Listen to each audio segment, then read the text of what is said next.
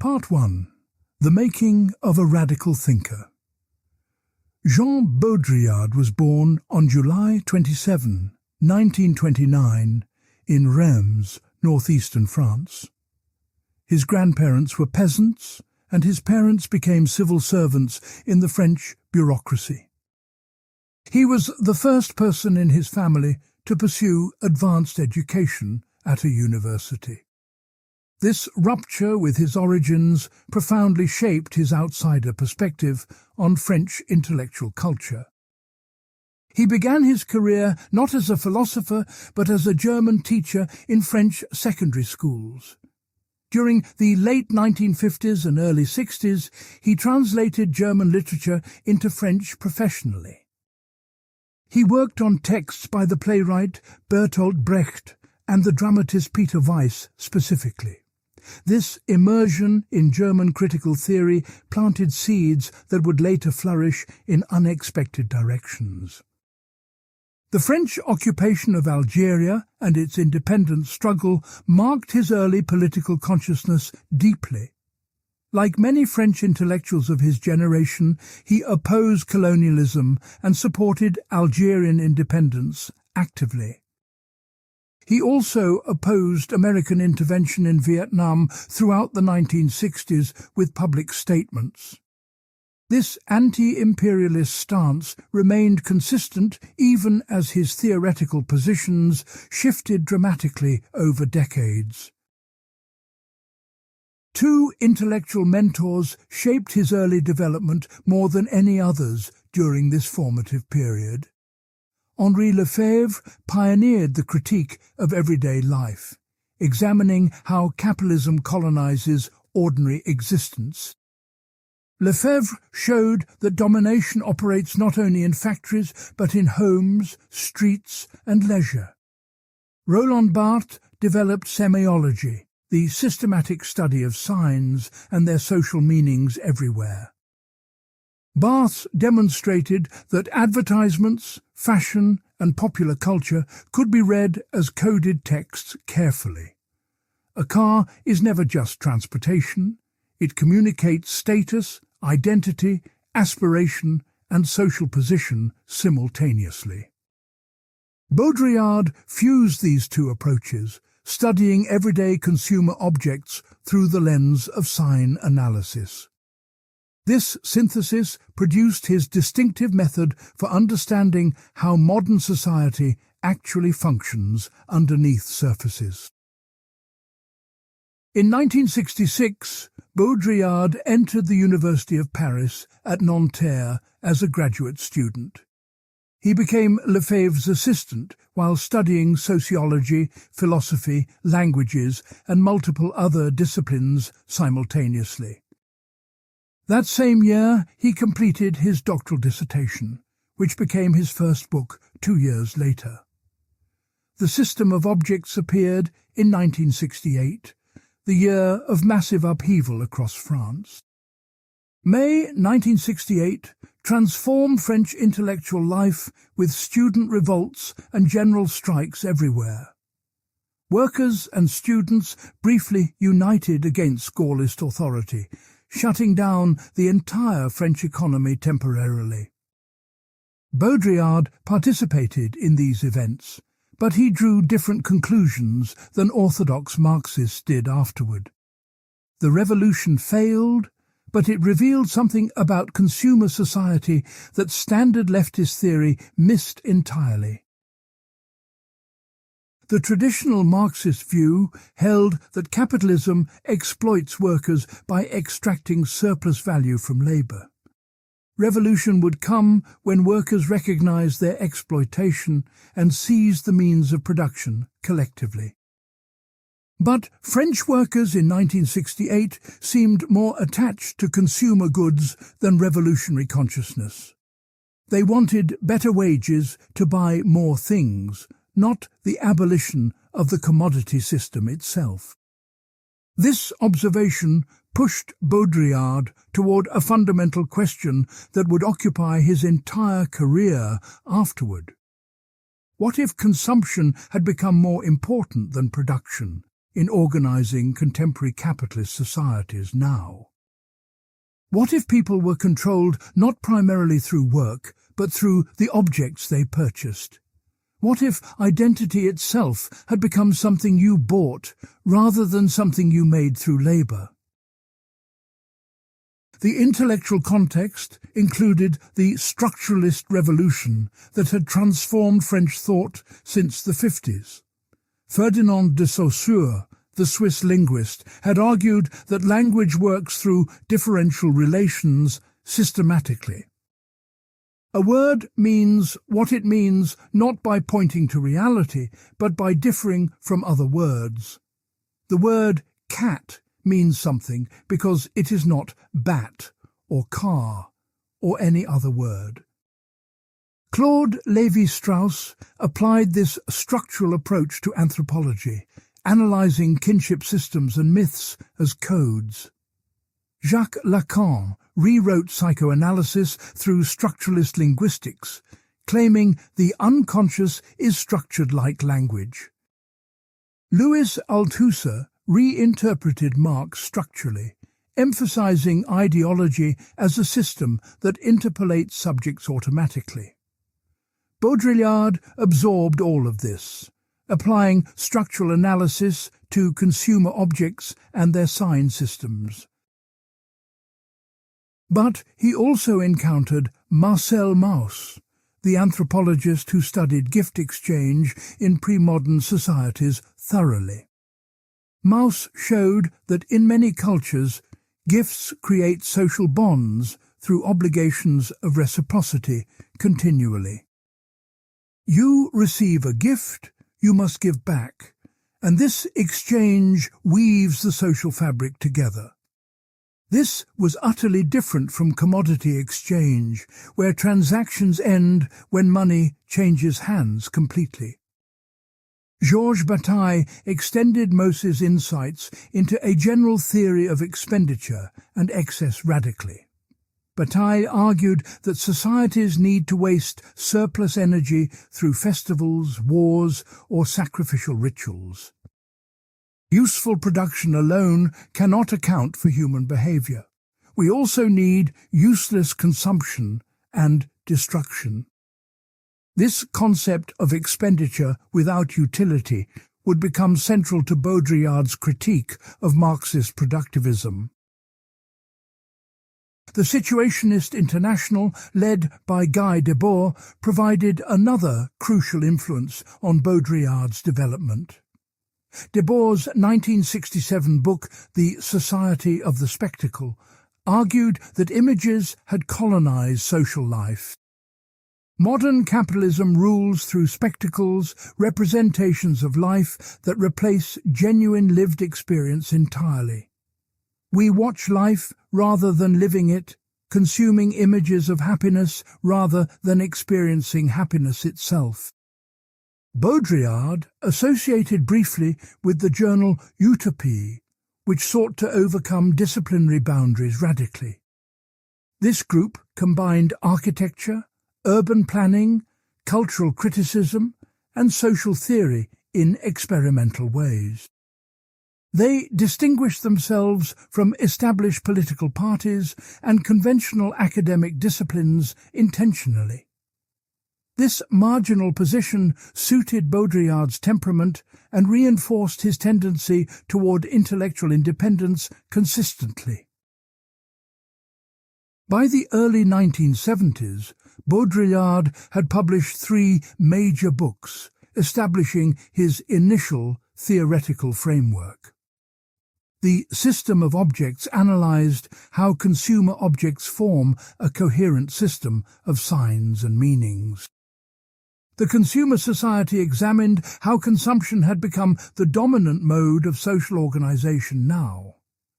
For a critique of the political economy of the sign, fused Marxist economics with Saussurean semiotics systematically. These early works remained within a broadly Marxist framework, even while pushing its boundaries considerably outward. Baudrillard still believed capitalism was the problem, and hoped some form of resistance remained possible. He still used concepts like ideology, exploitation and domination, though he redefined them through sign theory. But cracks were appearing in this framework that would soon rupture into an entirely different theoretical position.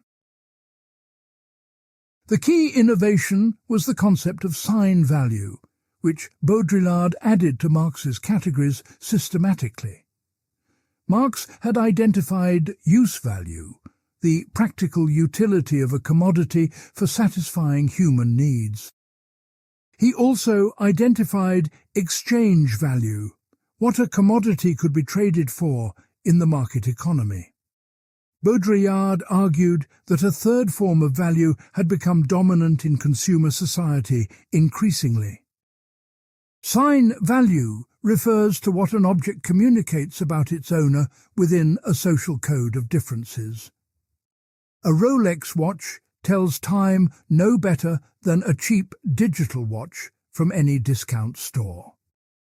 But the Rolex signifies wealth, taste, success, and membership in an elite social class clearly. People buy the Rolex for this signification, not for its superior timekeeping function at all. This insight had profound implications for understanding how modern capitalism actually maintains its control effectively. If sign value dominates, then needs themselves are not natural, but constructed by the sign system. You do not need a Rolex. The code of consumer society makes you want a Rolex intensely. The system does not just satisfy desires. It produces the desires it then satisfies endlessly. Baudrillard drew here on Thorstein Veblen's concept of conspicuous consumption from the late 19th century. Veblen had shown that the wealthy consume goods primarily to display their status to others publicly. But Baudrillard universalized this insight, arguing that all consumption in modern society functions this way. Even buying discount products signifies something, perhaps thrift, practicality, or working-class identity specifically. The political consequences were troubling for anyone hoping to overthrow capitalism through traditional means directly. If the system controls desire itself, then satisfying workers' demands only strengthens the system further. Higher wages mean more purchasing power, which means deeper integration into the sign system of consumption. Revolution cannot come from workers who want more commodities. That only intensifies their subjection completely. Baudrillard was not simply pessimistic. He was searching for a different basis for critique entirely. If production was no longer the key site of domination, criticism had to move elsewhere strategically. If the proletariat was integrated through consumption, some other force had to carry revolutionary potential forward. This search led him back to Mauss and Bataille and their concepts of symbolic exchange beyond utility. Symbolic exchange names a mode of social relation fundamentally opposed to commodity exchange in every way. In gift societies, objects circulate not to accumulate value, but to create and maintain social bonds. The gift obligates the receiver to reciprocate, establishing an ongoing relationship between persons continuously. This contrasts with commodity exchange, where the transaction ends completely when payment is rendered immediately. Baudrillard idealized symbolic exchange as what capitalism had destroyed and what resistance might somehow recover. Pre-modern societies organized around gift-giving maintained genuine social connections that modernity had severed completely. The commodity reduces all quality to quantity, all relationships to transactions, all bonds to contracts merely. Symbolic exchange represented an outside to the system, a position from which critique might still operate. This move would later be criticized as nostalgic primitivism, a romanticization of societies Baudrillard never experienced. Did gift economies really exist as he described them, or was this anthropological projection and fantasy? Even Mauss acknowledged that gift exchange involved its own forms of competition, domination, and violence. The potlatch ceremony that fascinated Baudrillard often involved destroying wealth to humiliate rivals publicly. Nevertheless, the concept of symbolic exchange became the pivot point for Baudrillard's break with Marxism itself. In The Mirror of Production, published in 1973, he attacked Marx's fundamental categories directly. He argued that Marx had universalized the bourgeois concept of production, making it seem natural and eternal. By accepting production as the basis of all societies, Marx remained trapped within capitalist assumptions unconsciously. This was a dramatic and controversial move that alienated many former allies on the French left immediately. Baudrillard was not simply revising Marx, but declaring the entire Marxist project theoretically bankrupt now. The mirror of production means that Marxism only reflects capitalism, offering its inverted image, not its negation. Socialism, as traditionally conceived, would just be more production, more growth, more domination through different management. From here, Baudrillard's thought would take increasingly radical turns away from conventional social theory altogether. He would declare the end of the social, the death of the real, and the triumph of simulation completely. But these later developments grew from seeds planted in this early period of intellectual formation and struggle. Understanding where he started is essential for grasping where he ended and why his path took that direction. Part 2. Intellectual Lineages. Ferdinand de Saussure died in 1913, but his ideas transformed the 20th century's understanding of language. His students compiled his lectures into a book called Course in General Linguistics, published in 1916. This work founded modern linguistics and became the basis for structuralism across multiple disciplines afterward.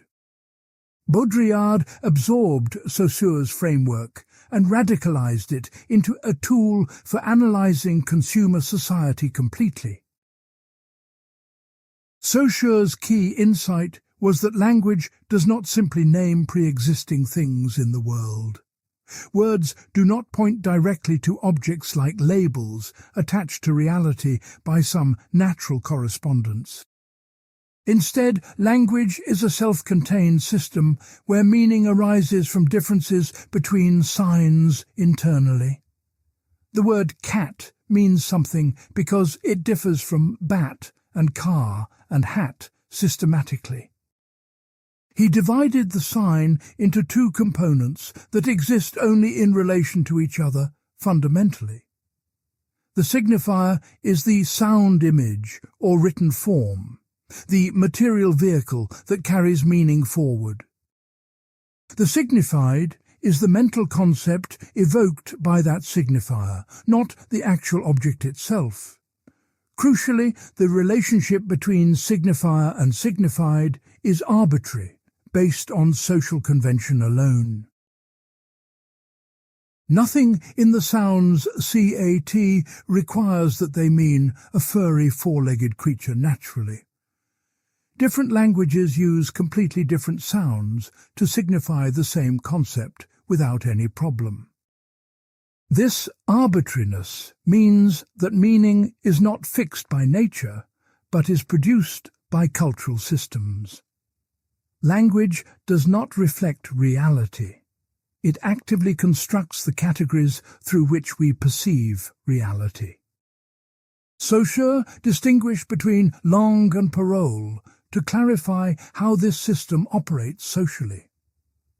Langue is the underlying structure, the total system of rules and conventions shared by speakers.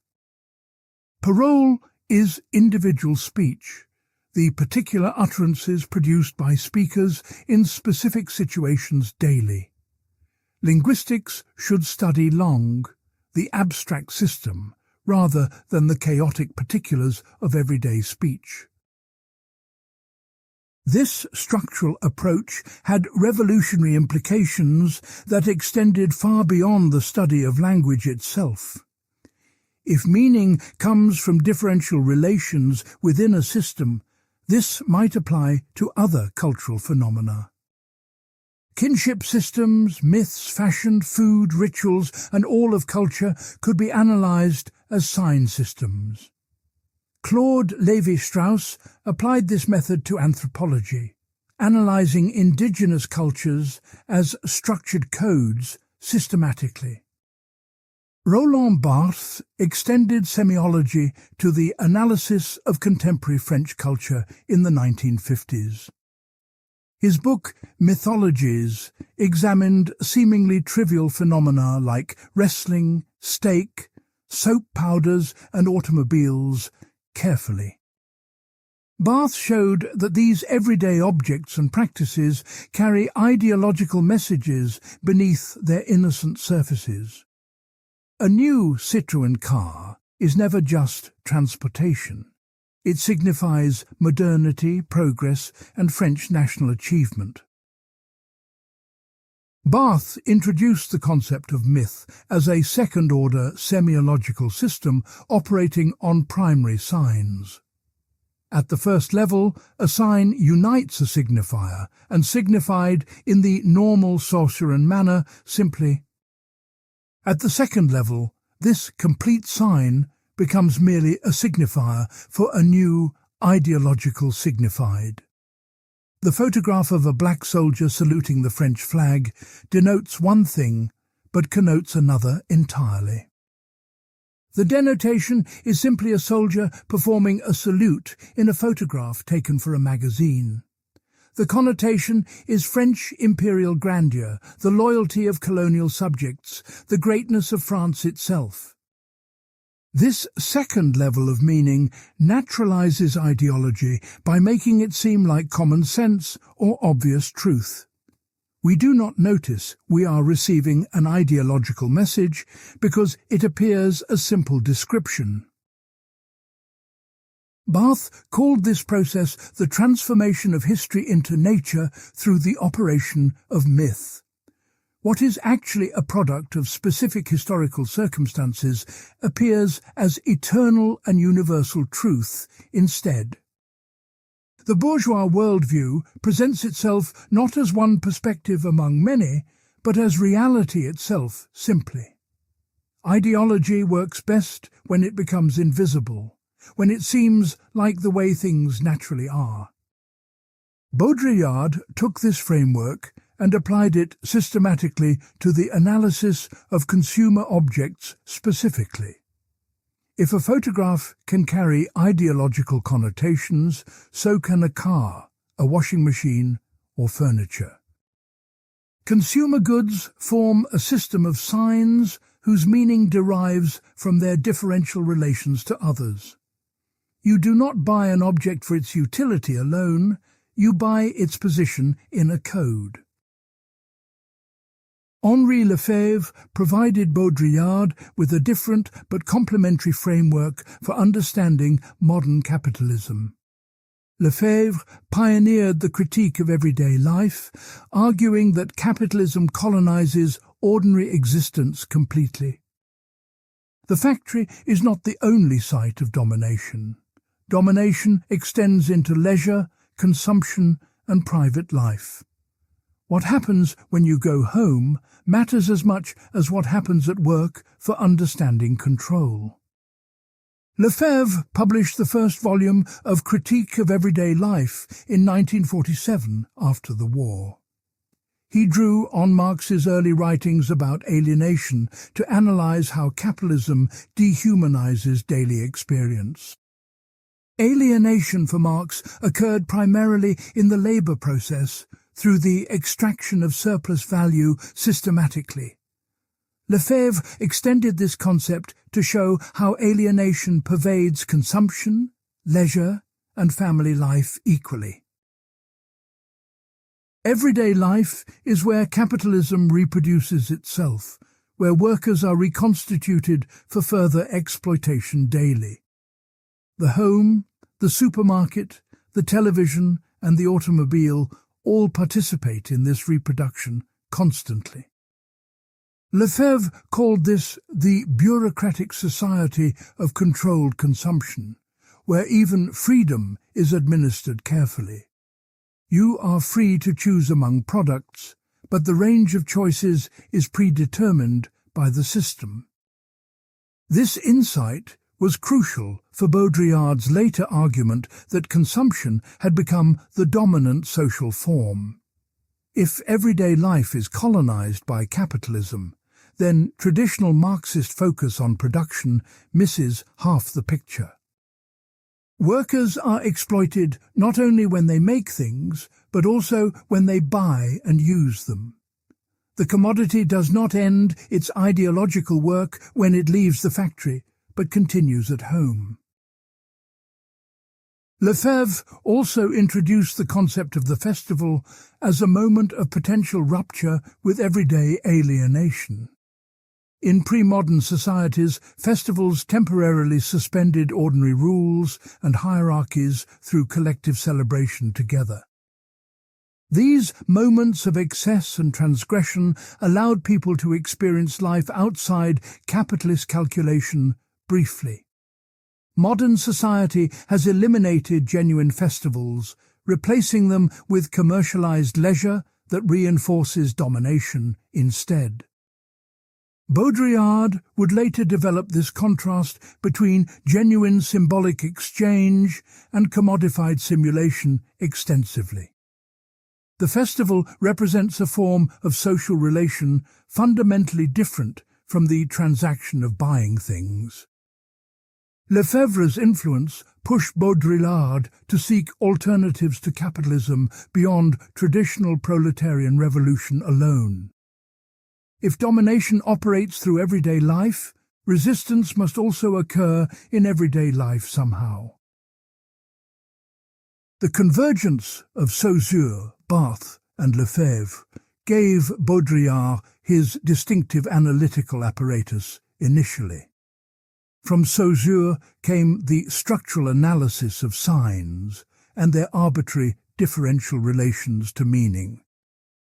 From Barthes came the critique of ideology operating through connotation and the naturalization of bourgeois values. From Lefebvre came attention to everyday life as the terrain where capitalism reproduces itself continuously. Baudrillard fused these approaches to analyze the consumer society emerging in post-war France with unprecedented growth. The years from 1945 to 1975 are called the Trente Glorieuses, 30 glorious years. France industrialized rapidly, wages rose, and consumer goods became available to ordinary people for first time. This transformation required new theoretical tools that Baudrillard assembled from his intellectual predecessors carefully.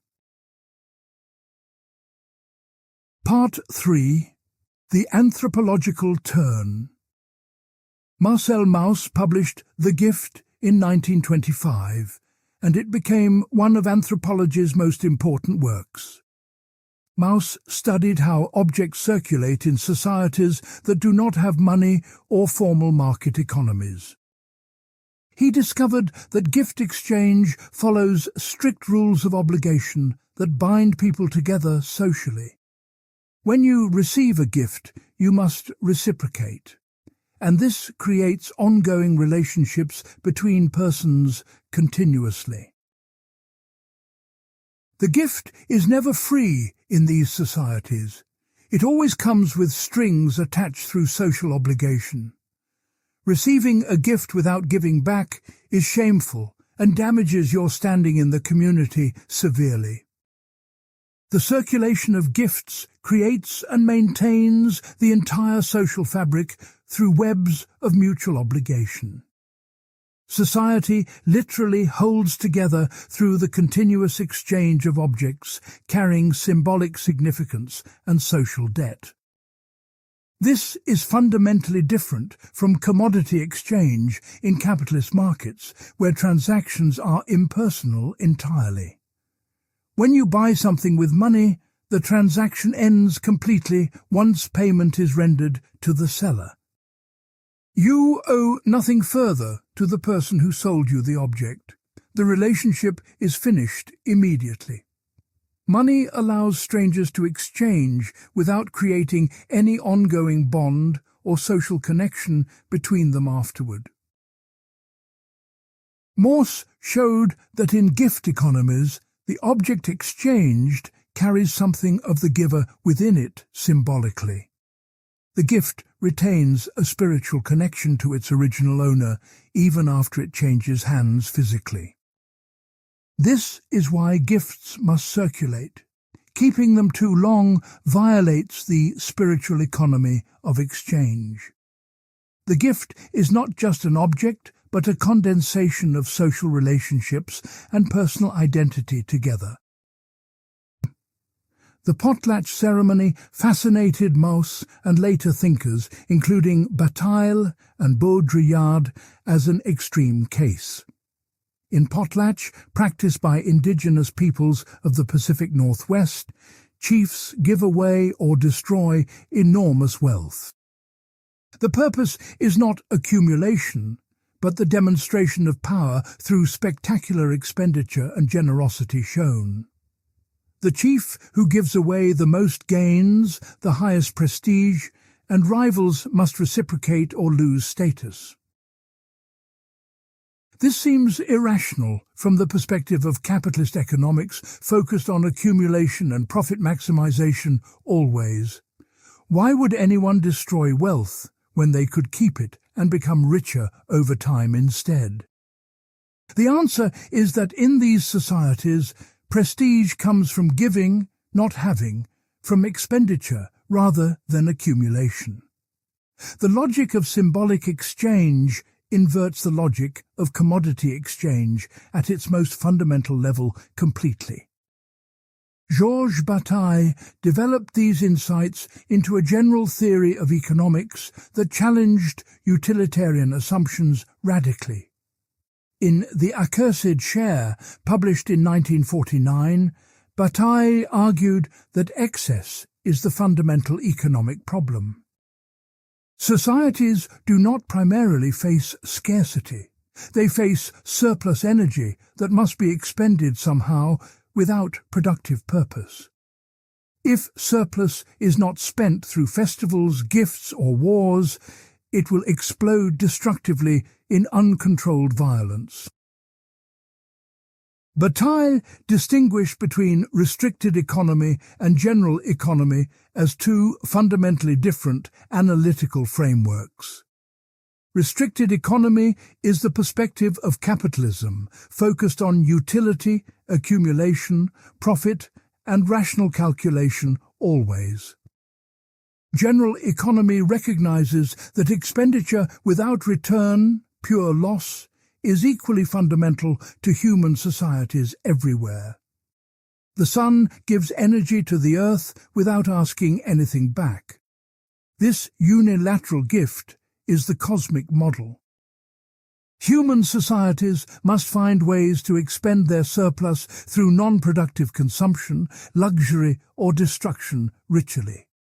The pyramid, the cathedral, the war, and the festival all serve to consume surplus that cannot be accumulated. Capitalism tries to defer expenditure indefinitely through reinvestment, but this only builds pressure for eventual explosion. Bataille saw the two world wars as catastrophic releases of surplus that capitalism could not absorb productively. Baudrillard drew heavily on both Mauss and Bataille, but modified their theories in important ways specifically. He criticized Bataille for naturalizing expenditure, making it seem like a cosmic principle rather than social process. The sun does not really give without return. Indigenous peoples believed they had to feed the sun continually. Through human sacrifice and ritual, the Aztecs maintained a reciprocal relationship with the sun through challenge and response. For Baudrillard, the key concept from Mauss is not the gift alone, but the counter-gift that follows. Symbolic exchange operates through challenge and response, giving and returning in endless reciprocal cycles continuously. This is not a natural process, but a social rule, a game with stakes that participants understand clearly.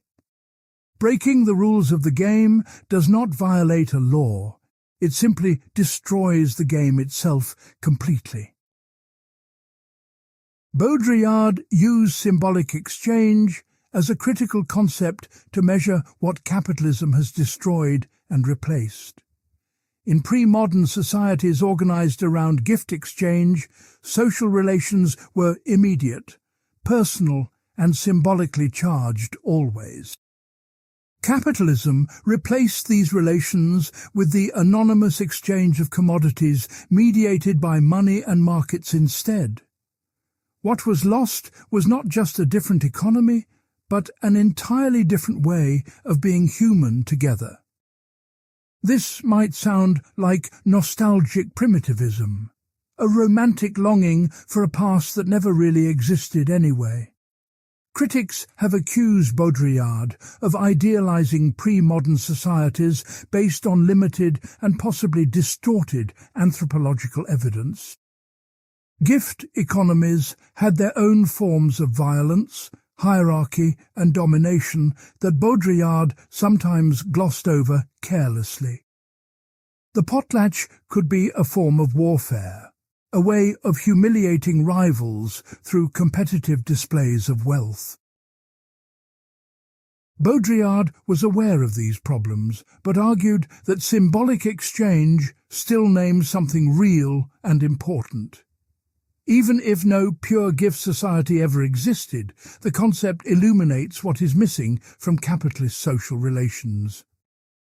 We can recognize alienation better when we have a contrasting image of unalienated exchange to compare against. Symbolic exchange functions as a critical standard, not a historical description of any actual past society accurately. The concept also allowed Baudrillard to identify forms of symbolic exchange that persist within capitalist society itself. Death, seduction, ritual, and certain forms of art resist commodification and maintain traces of symbolic logic still. These are not revolutionary forces in the traditional Marxist sense of a class overthrowing another class politically. They are points of resistance, where the logic of the commodity does not fully penetrate social life yet. Baudrillard eventually argued that capitalism has largely succeeded in eliminating symbolic exchange from modern societies now. This elimination is not just economic, but ontological. It changes what reality itself means for contemporary people. When all exchange becomes commodity exchange, when all signs become exchangeable, meaning itself begins to collapse. This diagnosis would lead Baudrillard toward his later, more radical claims about simulation and hyperreality, eventually. Part 4. The System of Objects. Baudrillard published his first major book in 1968 during the upheavals of May in France. The system of objects analyzed how consumer goods form a coherent system comparable to language structurally.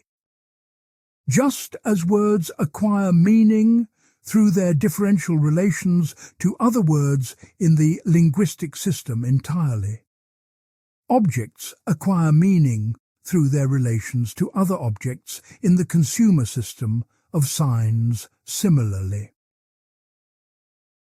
The book examined furniture, appliances, gadgets, and interior decoration as components of a semiotic system carefully.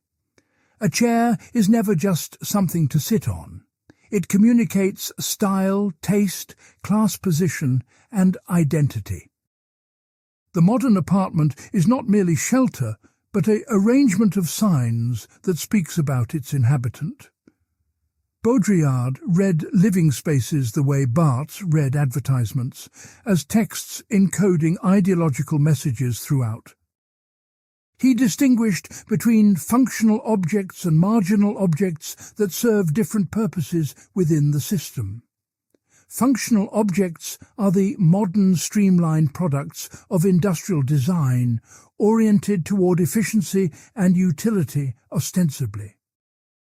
Marginal objects include antiques, collections, and decorative items that seem to escape utilitarian logic entirely. But Baudrillard showed that even marginal objects are integrated into the system of consumer signification ultimately. Antiques appear to offer authenticity and history in contrast to the disposable products of mass production nowadays. They seem to connect us to a pre-modern world of craftsmanship and tradition that modernity has destroyed. But the antique in a modern apartment functions as a sign of distinction, not as a survival of the past. It signifies the owner's cultural capital, their refined taste that prefers authenticity over mere novelty constantly. The collector is a particularly interesting figure for understanding how objects function in the consumer system today. Collecting seems irrational from a utilitarian perspective, since collected objects often serve no practical purpose whatsoever. The stamp collector does not need stamps. They accumulate them according to a logic of completion and possession. Baudrillard analyzed collecting as a way of controlling the world by organizing objects into a private system. The collection removes objects from their functional context and reintegrates them into a purely personal order instead. This gives the collector a sense of mastery over a miniature world that they control completely alone. But this mastery is also a form of retreat from the social world into a private universe of objects. The collector's passion reveals the libidinal investment that all consumption involves beneath its rational surface, always. Baudrillard drew on psychoanalysis to understand why people become so attached to consumer objects emotionally today. Objects are not just tools for satisfying needs, they are supports for fantasy, desire, and psychological investment. The new car satisfies not just transportation needs, but desires for power, freedom, sexuality, and social status. Advertising works by activating these unconscious desires and attaching them to products through associative imagery constantly. The discourse around objects is as important as the objects themselves for understanding consumer society fully. Advertising, design, packaging, and display all contribute to the meaning that objects carry in circulation today. A product without advertising is a product without meaning. It does not yet exist in the sign system. The marketing apparatus does not just sell products, it integrates them into the code of consumption systematically. Baudrillard analysed how modern objects are designed to become obsolete and be replaced by newer models constantly. Built-in obsolescence ensures that consumption continues even when existing objects still function perfectly well mechanically. But obsolescence is not only technical, it is also symbolic, a matter of style and fashion cycling continuously. Last year's model still works, but no longer signifies modernity, innovation, and participation in contemporary life properly.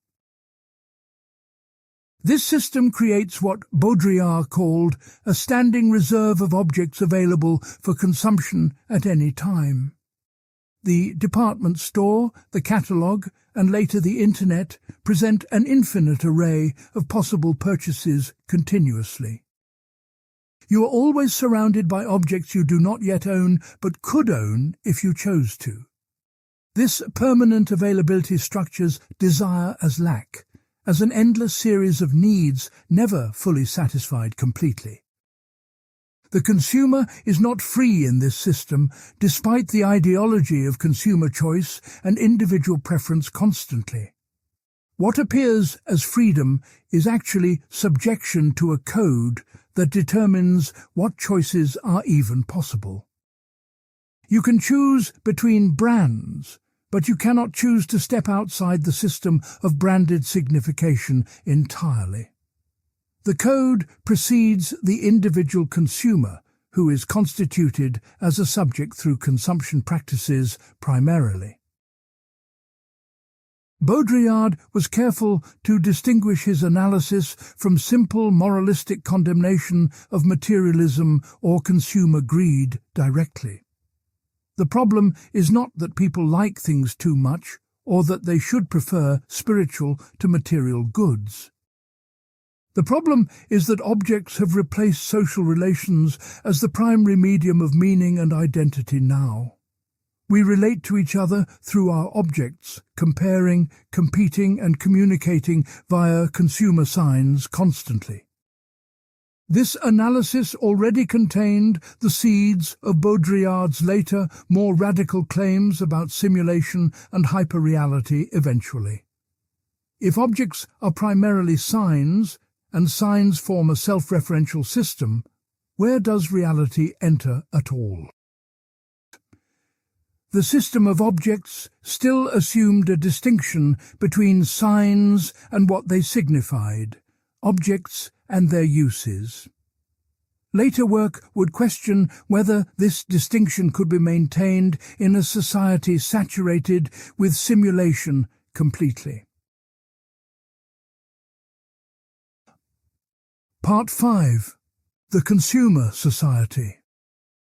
Baudrillard's second book appeared in 1970 and examined the broader social consequences of consumption systematically. The Consumer Society argued that consumption had become the primary organizing principle of contemporary capitalist societies. This was not just an economic shift, but a transformation of the entire social order and human existence. People no longer primarily identify as workers or citizens, but as consumers, first and foremost today. The book challenged the conventional understanding of consumer society as simply abundance and rising living standards enjoyed. Economists celebrated the post-war boom as prosperity finally reaching ordinary people who could now afford goods. Critics on the left denounced consumerism as distraction from class struggle and manipulation by capitalist interests constantly.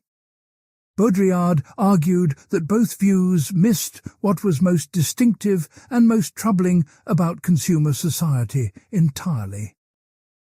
The key insight is that consumption is not about satisfying natural needs, but about participating in a sign system. Needs themselves are produced by the system of consumption, not discovered as natural facts about human beings. You do not need a particular product until the system has created the category of need it supposedly fulfills. The advertising industry does not respond to pre-existing desires. It generates desires that did not exist before. Baudrillard rejected the distinction between true needs and false needs that some Marxist critics had proposed earlier. Herbert Marcuse argued that capitalism creates false needs while suppressing true needs for freedom and creativity instead.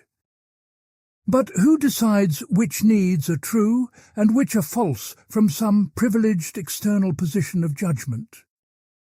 All needs are socially constructed. There is no natural baseline of authentic human requirements to appeal to. This does not mean that manipulation does not occur or that consumer society is simply freedom of choice. It means that the manipulation operates at a deeper level than individual false consciousness about particular products. The entire system of needs, the very structure of desire, is shaped by consumer capitalism from the beginning. You are not deceived about this product or that. You are constituted as a desiring subject by the system. Baudrillard introduced the concept of the code to describe how consumer society organizes meaning and desire systematically. The code is the underlying structure that determines what combinations of signs are possible and meaningful culturally. Just as grammar determines what sentences are possible in a language without anyone explicitly knowing all rules. The code of consumption determines what purchases make sense without consumers explicitly understanding its operations fully. The code operates through differentiation, the production of ever finer distinctions between products and their meanings constantly.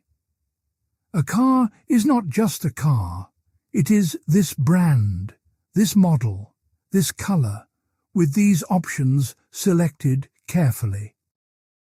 Each choice positions you within a matrix of social differences, distinguishing you from some people and aligning with others.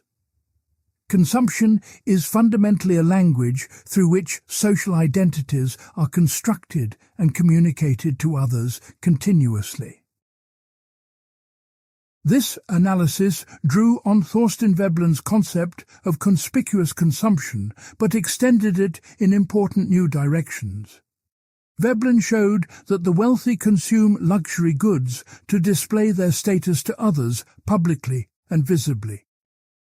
Baudrillard argued that in consumer society everyone engages in status consumption, not just the wealthy elite alone.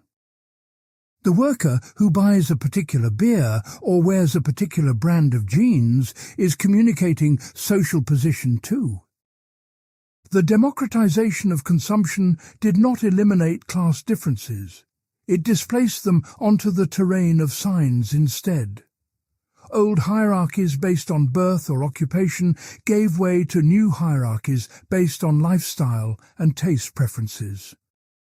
You are what you consume, and social mobility means moving up the hierarchy of prestigious consumption patterns now. Class struggle has not disappeared. It has been transformed into competition for symbolic distinction through consumption primarily. Baudrillard analyzed how consumer society handles the apparent contradiction between equality and hierarchy in modern democracies. Officially, everyone is equal before the law and has equal rights as citizens in democratic political theory. But consumer society produces constant inequality through the differential distribution of prestigious signs and goods always.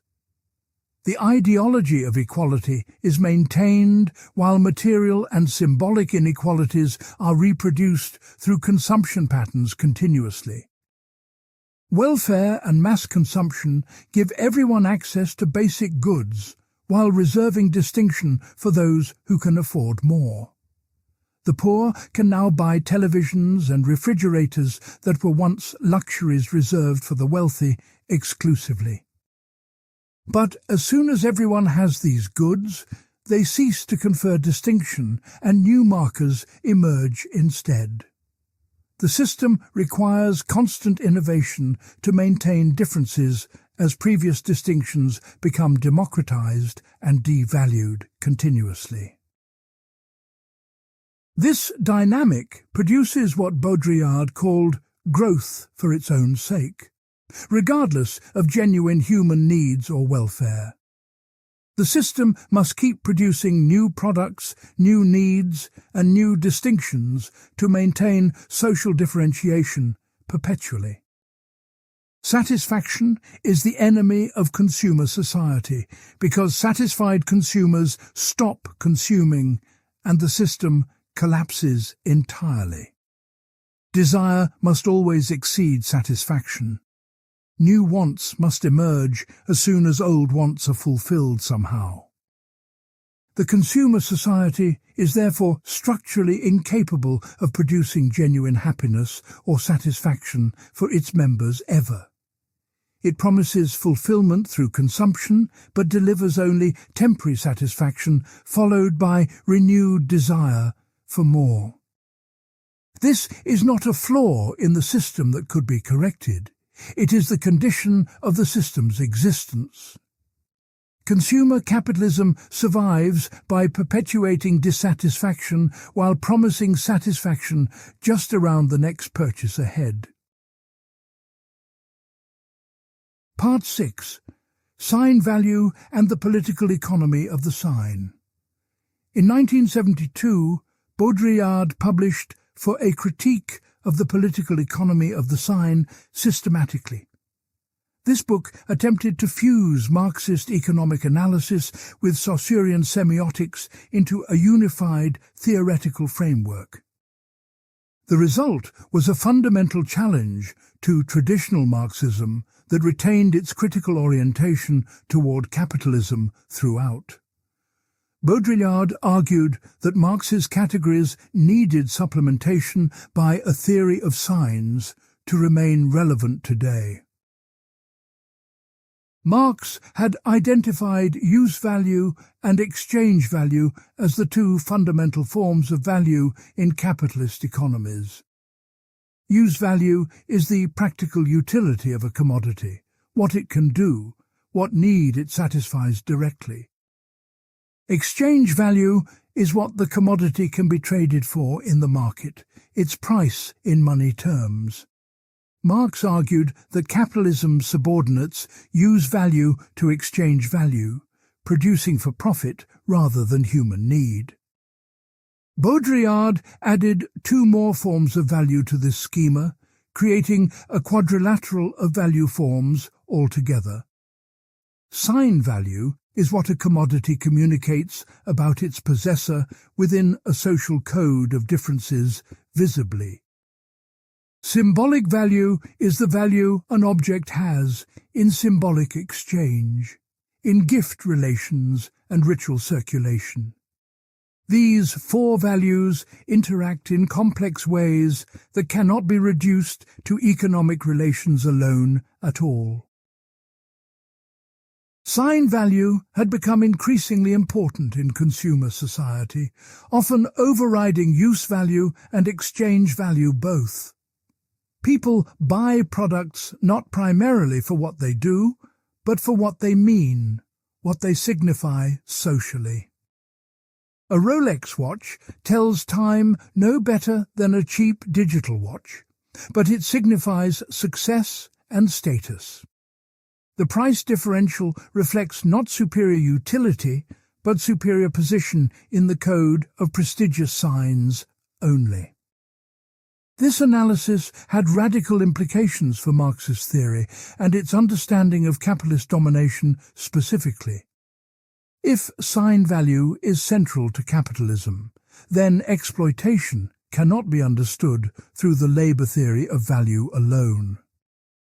Workers are exploited not only by extraction of surplus value in production, but by manipulation of signs in consumption. The ideological apparatus of capitalism operates not just through false ideas, but through the sign system itself. Baudrillard drew an analogy between the structure of the commodity and the structure of the linguistic sign explicitly. Marx showed that the commodity has a double nature, use value and exchange value unified in one object. Saussure showed that the sign has a double nature, signifier and signified unified in one linguistic unit. Baudrillard argued that these structures are homologous and reinforce each other in consumer capitalism systematically. Just as the signifier seems naturally connected to its signified, despite their arbitrary relationship in reality always, so use value seems naturally connected to exchange value, despite their ideological construction under capitalism continuously. Both systems naturalize what is actually socially constructed, making contingent arrangements appear necessary and eternal instead. The critique of political economy must therefore be extended to a critique of the political economy of the sign. Louis Althusser had argued that ideology operates through apparatuses like schools, churches, and media institutions specifically. Baudrillard radicalized this insight by showing that ideology operates through the sign form itself fundamentally. You do not need false ideas to be ideologically dominated. You only need to participate in sign consumption regularly. The act of buying and using products automatically reproduces the ideological system without conscious assent required at all.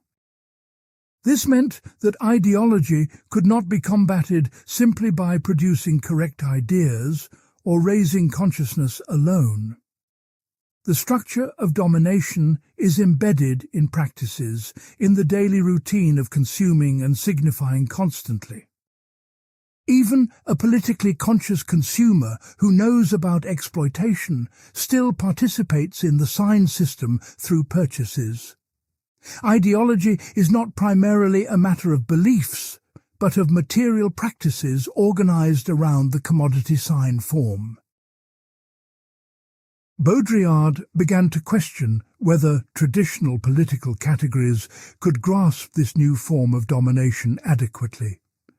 Left and right, progressive and conservative, bourgeois and proletarian all seemed inadequate to the situation analyzed. The working class was integrated into consumer society, identifying more with consumption patterns than with class consciousness. No revolutionary subject appeared capable of overthrowing a system that operated through seduction rather than repression primarily. This book marked a transition point in Baudrillard's thought toward his later, more radical positions on capitalism. He still used Marxist vocabulary and aimed at a critique of capitalism from a broadly leftist position clearly. But the tools he developed here would eventually be turned against Marxism itself in his next major works. The critique of sign value would become a critique of the entire productivist framework that Marx shared with capitalism. Part 7. The Mirror of Production. In 1973, Baudrillard published The Mirror of Production and broke decisively with Marxism theoretically. The title refers to his accusation that Marxism merely mirrors capitalism rather than fundamentally challenging its premises. By accepting production as the universal basis of human society, Marx remained trapped within bourgeois assumptions unconsciously. Socialism, as traditionally conceived, would just be better managed production, not liberation from productivism itself, genuinely. Baudrillard argued that Marx universalized a historically specific mode of organizing society to all human history wrongly. The concepts of labor, production, use value, and need are not transhistorical categories describing all societies accurately. They are products of capitalism projected backward onto pre-modern societies where they do not actually apply correctly. To critique capitalism using its own categories is to remain imprisoned within its conceptual framework entirely. Marx assumed that humans are fundamentally producing beings who transform nature through labor to satisfy needs naturally. This anthropology makes labor the essence of humanity and production the basis of all social organization universally. But this is precisely how capitalism understands humans, as workers whose value derives from productive contribution alone. Marx's critique of capitalism secretly shares capitalism's reduction of humanity to Homo economicus, economic man only. Pre-modern societies were not organized around production in the Marxist sense, but around symbolic exchange instead. Gift economies, ritual practices, and religious obligations structured social life rather than rational production for use. Applying the category of production to these societies distorts them to fit a framework they would not recognize. The Marxist reading of history as progressive development of productive forces imposes capitalist values on non-capitalist societies. Even the concept of need, which seems natural and universal, is actually produced by the capitalist system itself. Baudrillard rejected the distinction between true needs and false needs because all needs are socially constructed equally. There is no natural baseline of human requirements that capitalism distorts and socialism would satisfy more authentically. The very concept of need as something to be satisfied by production is a capitalist invention, not universal truth. This critique extended to the Marxist concept of use value, which Marx treated as natural and unproblematic. For Marx, use value is simply what an object can do, its practical utility independent of market relations entirely. But Baudrillard argued that use value is just as ideological as exchange value, just as socially constructed. What counts as useful is determined by social codes, not by natural human requirements that exist before society. The function of use-value ideology is to naturalize the commodity form by anchoring it in apparent material necessity. If commodities satisfy real needs, then commodity production seems justified and even beneficial to human welfare directly. But if needs themselves are produced by the system, then use value provides no external standard of judgment available. Marxism falls into the trap of accepting use value as the criterion for criticizing exchange value and capitalism. Baudrillard proposed symbolic exchange as an alternative critical standpoint outside the productivist framework entirely. Drawing on Mauss and Bataille, he argued that pre-modern societies operated through gift rather than commodity exchange primarily. Symbolic exchange involves reciprocal giving that creates social bonds rather than the anonymous transaction of commodities simply. This represents a fundamentally different logic that capitalism has destroyed, but that might somehow be recovered still. Critics immediately attack this position as romantic primitivism longing for an idealized past that never existed. How can we return to gift economies when they have been thoroughly destroyed by capitalism over centuries now? And did these societies really exist, as Baudrillard described, or is he projecting fantasies onto anthropological data selectively? Even sympathetic readers found the appeal to symbolic exchange theoretically suggestive but practically vague and unhelpful. Baudrillard's break with Marxism was also a break with the traditional revolutionary subject and political strategy entirely. If the working class has been integrated into consumer society, who will make the revolution against capitalism now? If domination operates through signs rather than force, how can resistance even be conceived, let alone organized?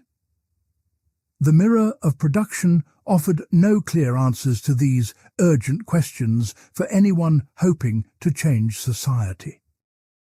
Some read Baudrillard as simply abandoning politics for academic theorizing, disconnected from practical struggles against capitalism. Others saw him as opening new terrain for thinking resistance in an age when old strategies had clearly failed. The debates continue today about whether his critique of Marxism liberates or paralyzes critical thought and action. What is clear is that after this book, Baudrillard moved in increasingly unconventional and controversial directions theoretically. Part 8. Symbolic Exchange and Death. Baudrillard's most ambitious theoretical work appeared in 1976 with Symbolic Exchange and Death published. This dense and difficult book developed his most systematic account of the transition from modernity to postmodernity. The central argument is that capitalism has fundamentally altered its mode of domination in the contemporary period now. We have moved from a society organized around production to one organized around simulation and the code instead. The book opens with an analysis of how capitalism has transformed labor from productive activity to pure sign. In classical capitalism, workers produced commodities through physical labor that created value through exploitation systematically. In contemporary capitalism, labor becomes a sign of social integration rather than a source of value directly. You work not primarily to produce, but to demonstrate that you are a productive member of society symbolically. Wages, similarly, have been disconnected from any rational relationship to the value produced by labor itself now. Your salary reflects your position in the system, your status and credentials, not your actual productive contribution. The wage relation has become a means of social control rather than an economic exchange for labor power directly. Work disciplines bodies and organizes time rather than producing value in the classical Marxist sense anymore. Baudrillard extended this analysis to show how all the fundamental categories of political economy have become signs now. Money, commodities, value and need all circulate according to a code that has replaced their referential function. The economy no longer obeys the laws Marx described because it operates as a simulation rather than real production. Economic indicators, statistics and models have replaced the economy itself with a hyperreal simulation of economics. The book introduces the concept of 3 orders of simulacra corresponding to different historical periods specifically. The first order dominated from the Renaissance to the Industrial Revolution and operated through counterfeit and imitation. The second order dominated during industrial capitalism and operated through mechanical reproduction and serial production always. The third order is emerging now and operates through simulation, models, and the code that precedes reality entirely. Death plays a crucial role in Baudrillard's argument as the limit case of symbolic exchange in any society. In pre-modern societies, death was integrated into social life through ritual, mourning, and communication with ancestors regularly. The dead remained present in the community, and the boundary between living and dead was permeable symbolically. Modern society has expelled death, segregating the dying in hospitals and the dead in cemeteries away from life. This exclusion of death is connected to the broader logic of capitalism and its denial of symbolic exchange always. Death cannot be accumulated, invested, or made productive. It represents pure loss that the system cannot assimilate. Capitalism's drive for endless growth requires the repression of death, finitude, and everything that limits accumulation. But this repression has consequences. The excluded returns in distorted forms throughout the culture continuously now. Baudrillard argued that death persists as a challenge to the system, a form of symbolic exchange it cannot eliminate. Terrorism, suicide, and sacrifice all represent deaths that escape the system's control and management of life completely. These acts are not rational in economic terms. They represent the eruption of symbolic exchange into simulation directly. The terrorist who dies for a cause performs a gift that the system cannot reciprocate or neutralize easily. This analysis would become important for Baudrillard's later writings on terrorism and the September 11 attacks specifically. He saw terrorism as a symbolic challenge to Western domination that operated outside the logic of conventional politics. The terrorist's gift of death creates an obligation that the West cannot fulfill within its own rational categories. This does not mean Baudrillard endorsed terrorism. He analyzed its symbolic efficacy against a system that excludes death. Symbolic exchange and death established the theoretical framework that would guide Baudrillard's subsequent work throughout. The concepts of simulation, the code, and the orders of simulacra all receive their most systematic treatment here. The writing is often difficult and poetic, mixing philosophy, sociology, psychoanalysis, and cultural criticism fluidly together. Many readers find the book frustrating, but it remains the key text for understanding Baudrillard's mature theory fully. Part 9. The Three Orders of Simulacra. Baudrillard's historical schema divides the modern period into three distinct regimes of sign production and meaning. Each order corresponds to different modes of economic production and different relationships between signs and reality. Understanding this schema is essential for grasping what Baudrillard means by simulation and hyperreality specifically. The orders are not just historical periods. They describe different logics that can coexist in the present now. The first order of simulacra emerged during the Renaissance and dominated until the Industrial Revolution began later. Its characteristic form is the counterfeit, the imitation of nature, the copy that claims to represent an original. Renaissance painting developed perspective to create the illusion of three-dimensional space on a flat canvas convincingly. The goal was faithful representation, making the image correspond as closely as possible to visible reality itself. In this order, there is a clear distinction between the original and the copy, between reality and representation. The counterfeit may deceive temporarily, but it can in principle be detected and distinguished from the real eventually.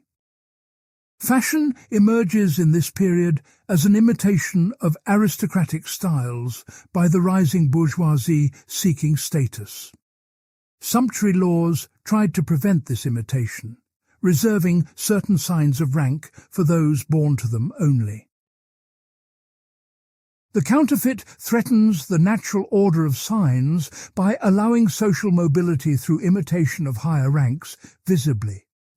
If a merchant can dress like a noble, the correspondence between sign and status is disrupted dangerously then. But the threat remains contained because the counterfeit still presupposes an original it imitates imperfectly somehow.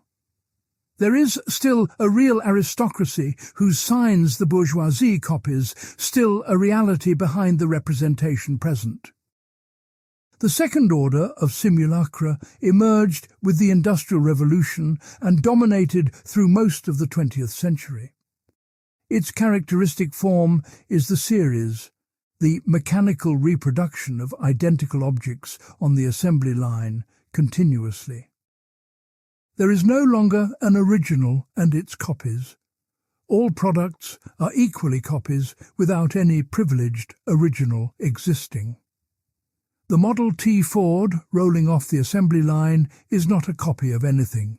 It is one unit among thousands. Walter Benjamin analysed this shift in his famous essay on art in the age of mechanical reproduction specifically. He argued that photographs and films lack the aura of unique artworks because they can be infinitely reproduced. The original painting has presence, historical testimony, and authenticity that reproductions cannot capture fully at all. Mechanical reproduction democratizes access to images while destroying the special status of the unique original artwork completely. In this second order, the law of the market replaces the law of nature that governed the first order. Value is determined not by correspondence to an original, but by equivalence established through serial production systematically. Products are interchangeable units whose price reflects their position in the market, rather than intrinsic qualities directly. The sign loses its referent in the object and becomes exchangeable with other signs according to the code. Industrial production creates simulacra that no longer imitate nature but replace it with a world of manufactured objects.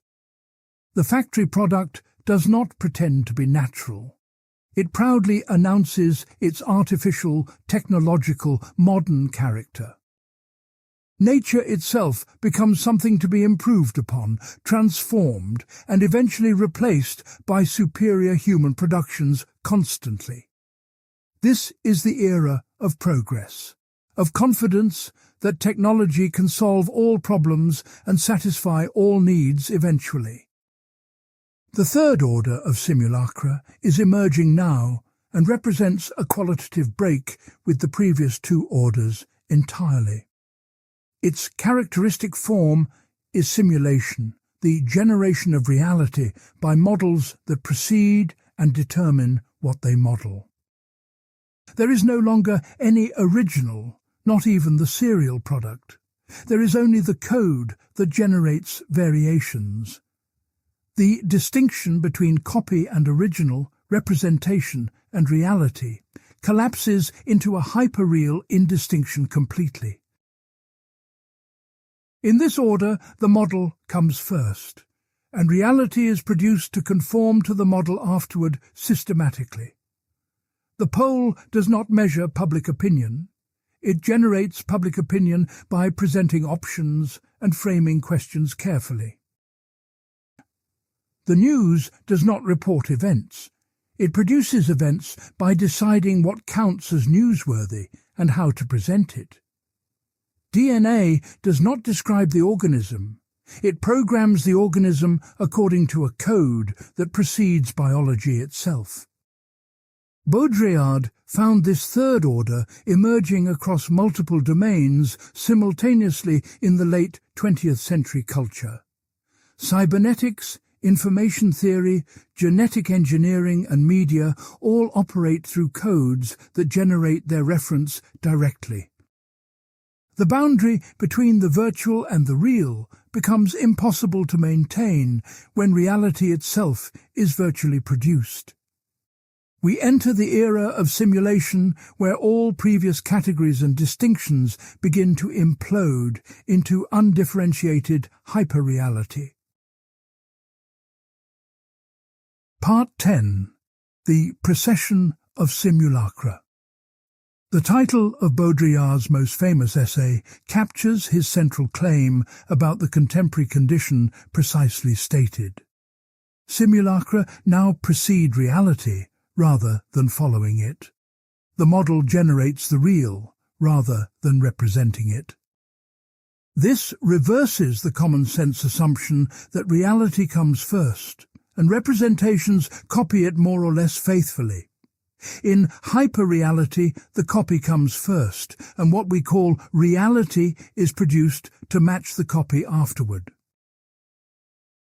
Baudrillard borrowed a fable from the writer Jorge Luis Borges to illustrate this reversal through a spatial metaphor.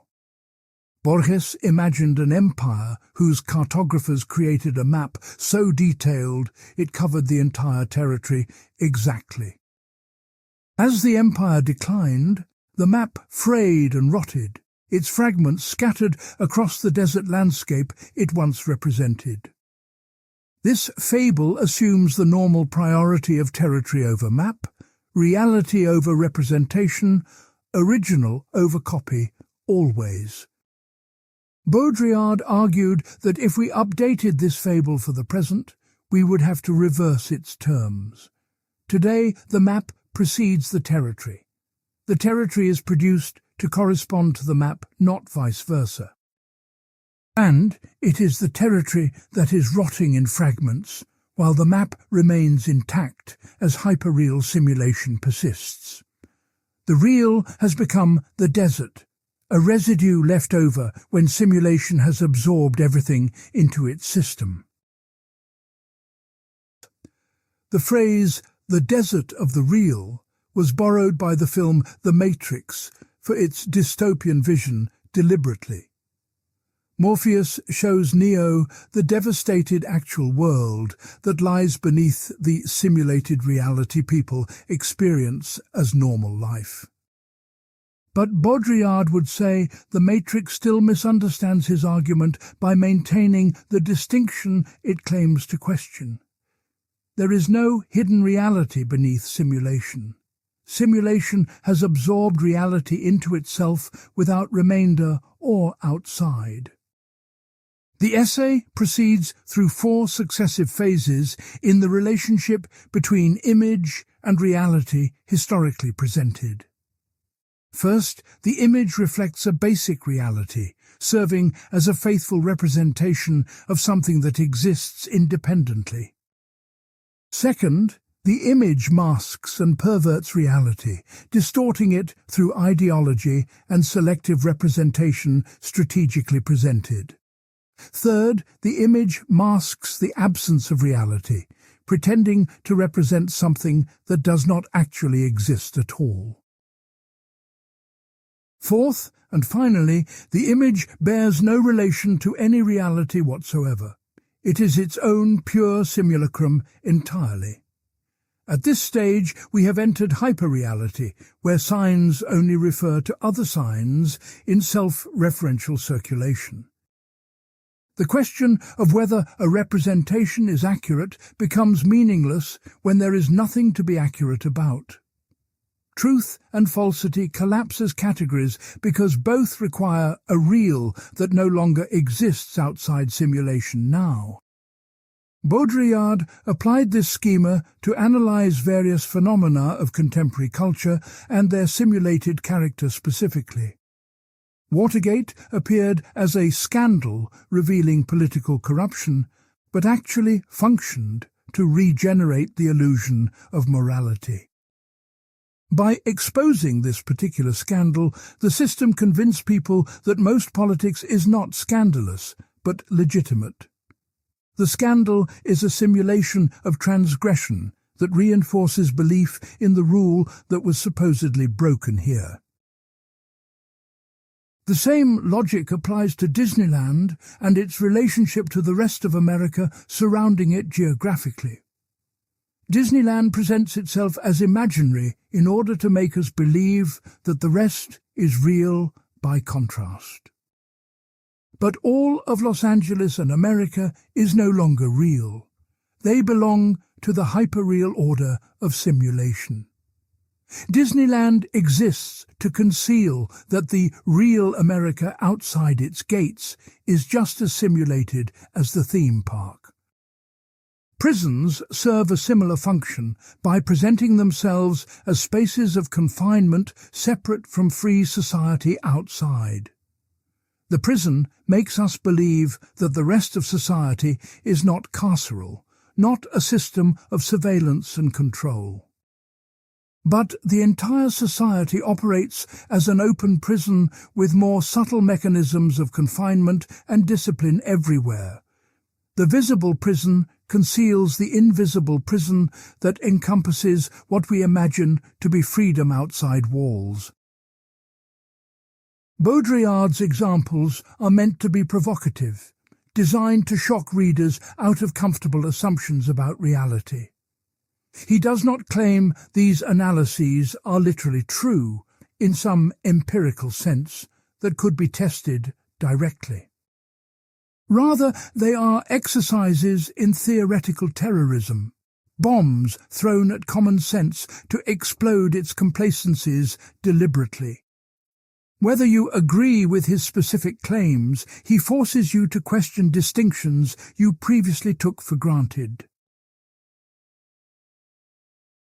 Part 11. Hyperreality Unpacked.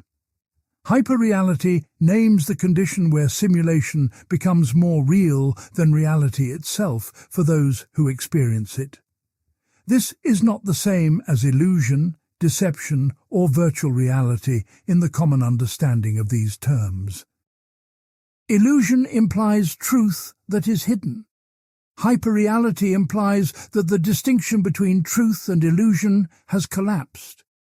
You cannot be deceived in hyperreality because deception requires a truth that could, in principle, be discovered instead.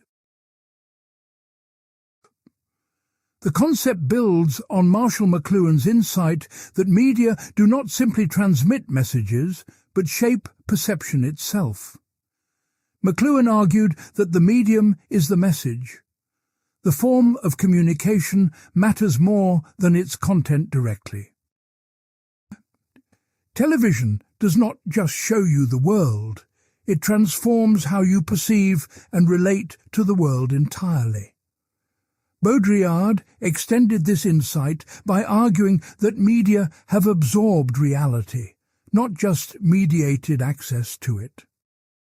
Hyperreality is produced through several interconnected mechanisms operating in contemporary society simultaneously together. First, the proliferation of images and signs that circulate without reference to any underlying reality they represent. Second, the production of needs and desires by the system rather than satisfaction of pre-existing natural requirements. Third, the generation of events by media coverage rather than reporting of events that happened independently of media. Consider how news media operate in the contemporary environment, saturated with information flowing continuously non-stop. Events become real by being covered. If something is not reported, it effectively did not happen for most people.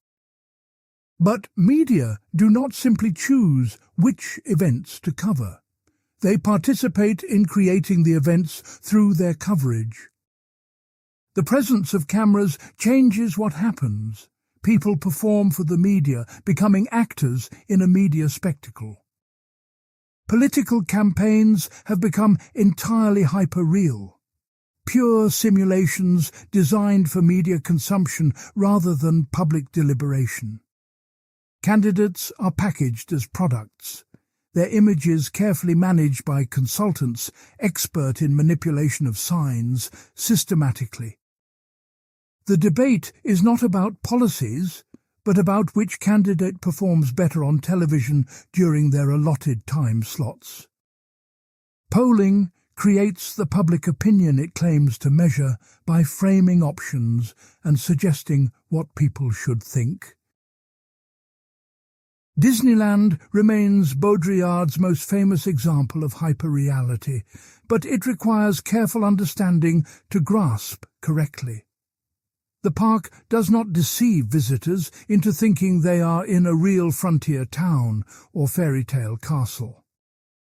Everyone knows Disneyland is artificial, a simulation of places that exist only in stories and imagination entirely. The hyperreality lies not in the park itself, but in its function relative to the world outside its gates. Disneyland serves as an imaginary enclave designed to make the rest of America appear real by contrast clearly. Inside the gates, everything is obviously fake. Fake buildings, fake people in costumes, fake adventures carefully managed.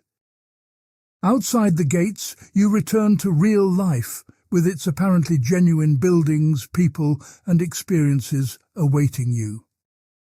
But this real life is just as simulated, just as managed, just as constructed as Disneyland itself, actually. The Los Angeles surrounding Disneyland is a city built on image, spectacle, and the simulation of lifestyles visibly. Hollywood produces the dreams that shape how Americans understand themselves and their society through entertainment constantly. Suburban developments simulate community while actually isolating people in private houses, connected only by automobiles driven alone. Shopping malls simulate public space while actually functioning as controlled private environments designed solely for consumption purposes. Baudrillard argued that America generally represents hyperreality achieved, the accomplished utopia of simulation already realized now. European critics saw America as cultureless, artificial, and shallow compared to Europe's deep history and authentic traditions preserved. Baudrillard agreed that America lacked authentic culture, but saw this as its distinctive achievement rather than its failure. America is the only genuinely modern society because it never had pre-modern traditions to overcome in the first place. This analysis helps explain the distinctive features of American culture that puzzle observers from more traditional societies. The obsession with newness, the disposability of products and relationships, the simulation of community through consumer brands everywhere. These are not corruptions of some lost authenticity. They are the logical outcomes of a society built on simulation originally. America is hyperreality embraced, the future that other societies are still becoming as they modernize and develop continuously.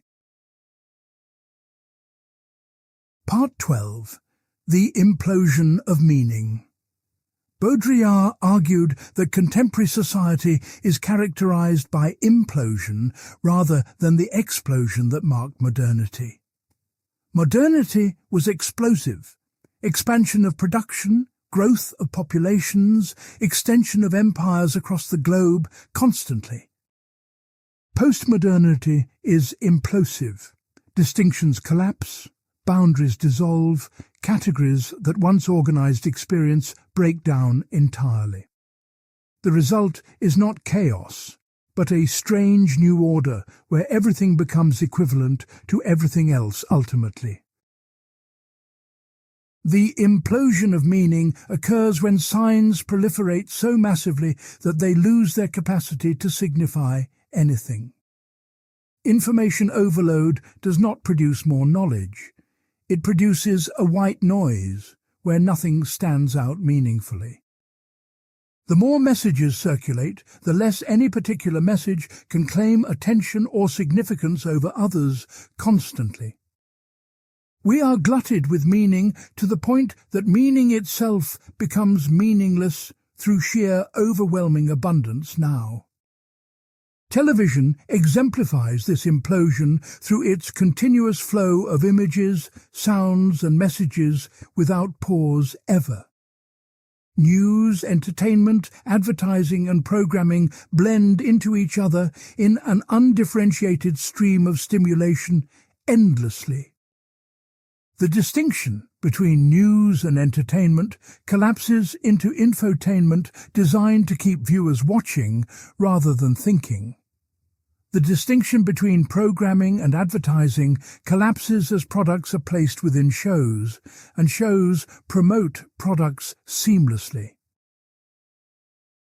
The social itself implodes under the weight of simulation, losing its distinct existence as a level of reality.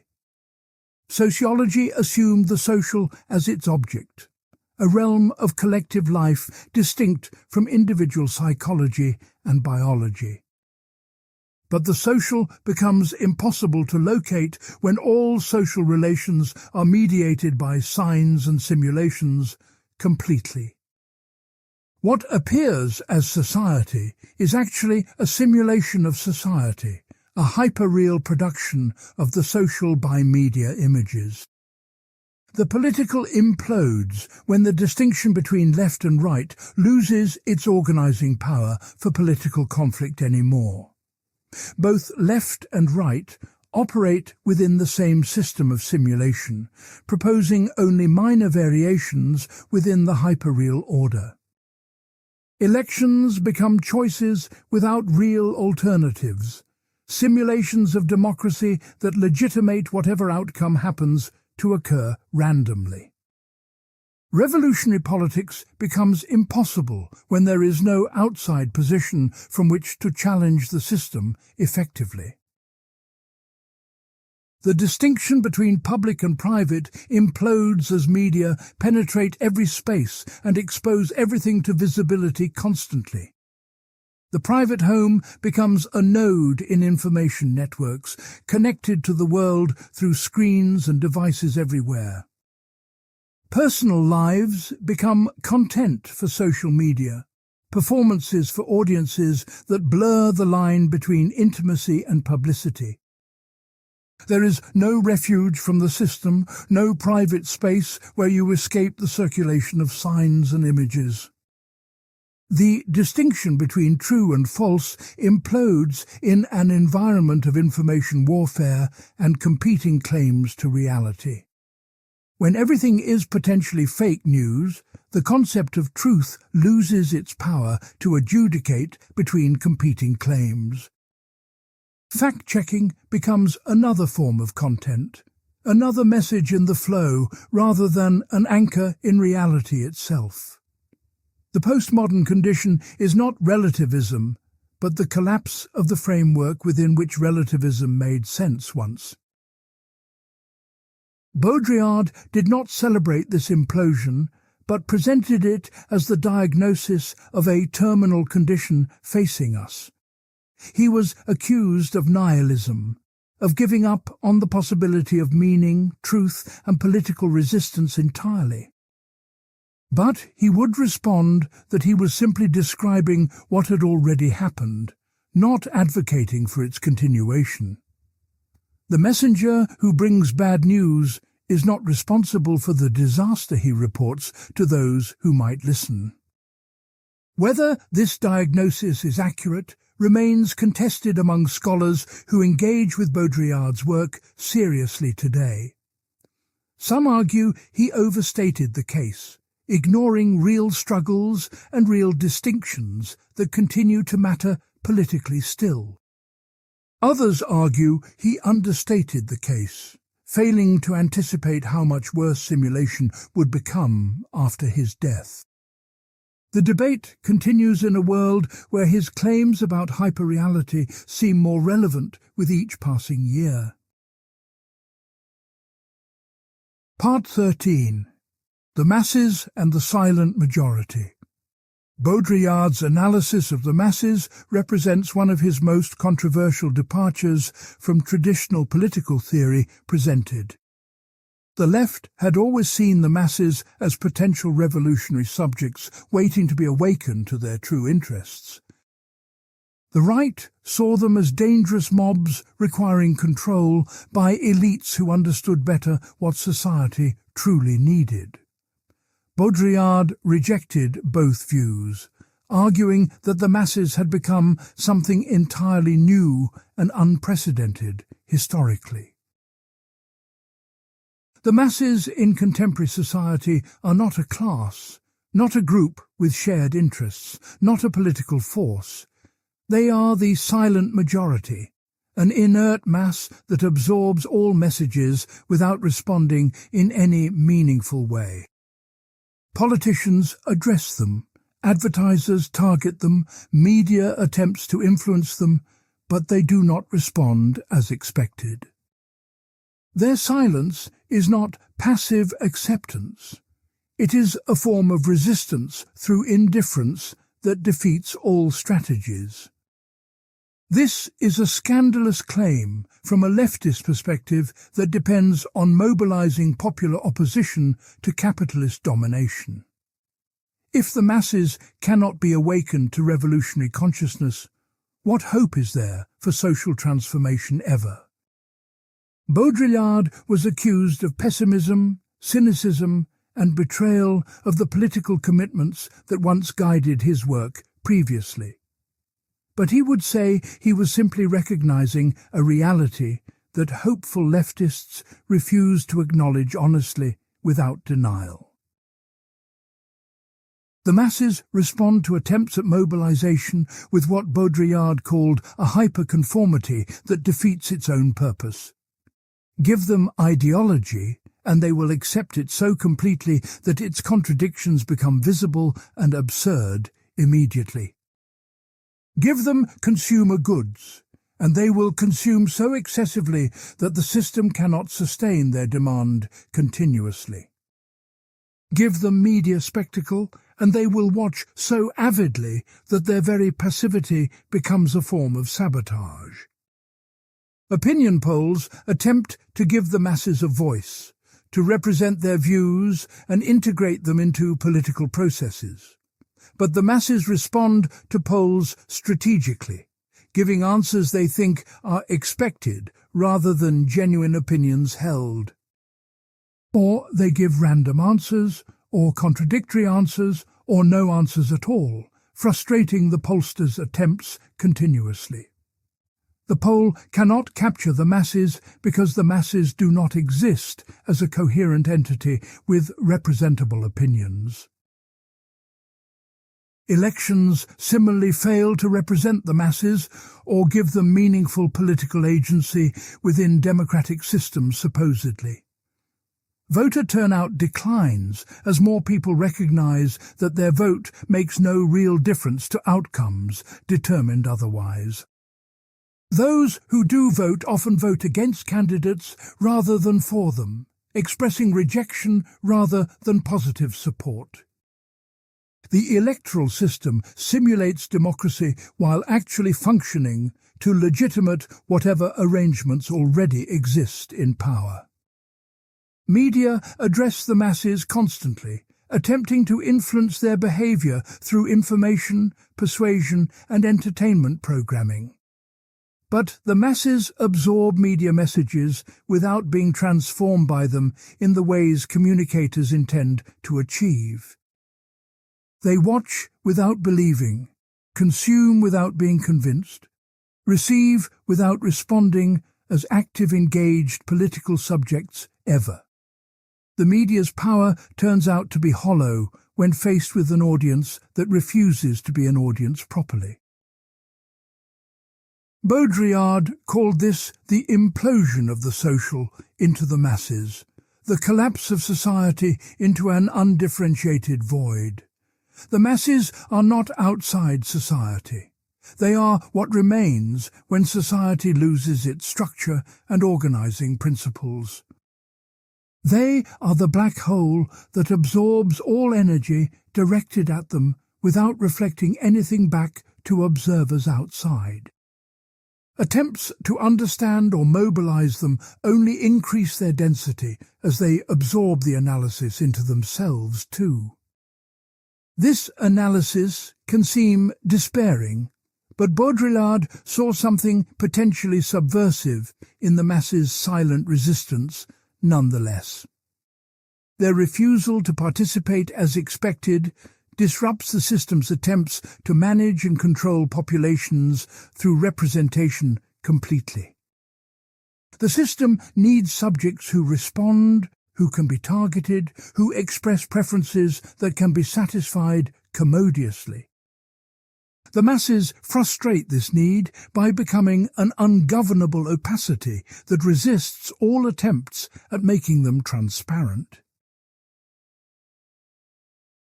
Part 14. Media Theory. Baudrillard developed a distinctive approach to media that diverged significantly from both celebration and traditional critique available. Technological optimists saw media as tools for democratizing information and empowering individuals with knowledge and connection. Traditional critics saw media as instruments of ideological domination, manipulating audiences into false consciousness systematically imposed. Baudrillard argued that both views assumed a model of communication that media had actually destroyed and replaced entirely. The classical model assumes a sender who transmits a message through a medium to a receiver who decodes it. Communication succeeds when the receiver understands what the sender intended to communicate through the message sent.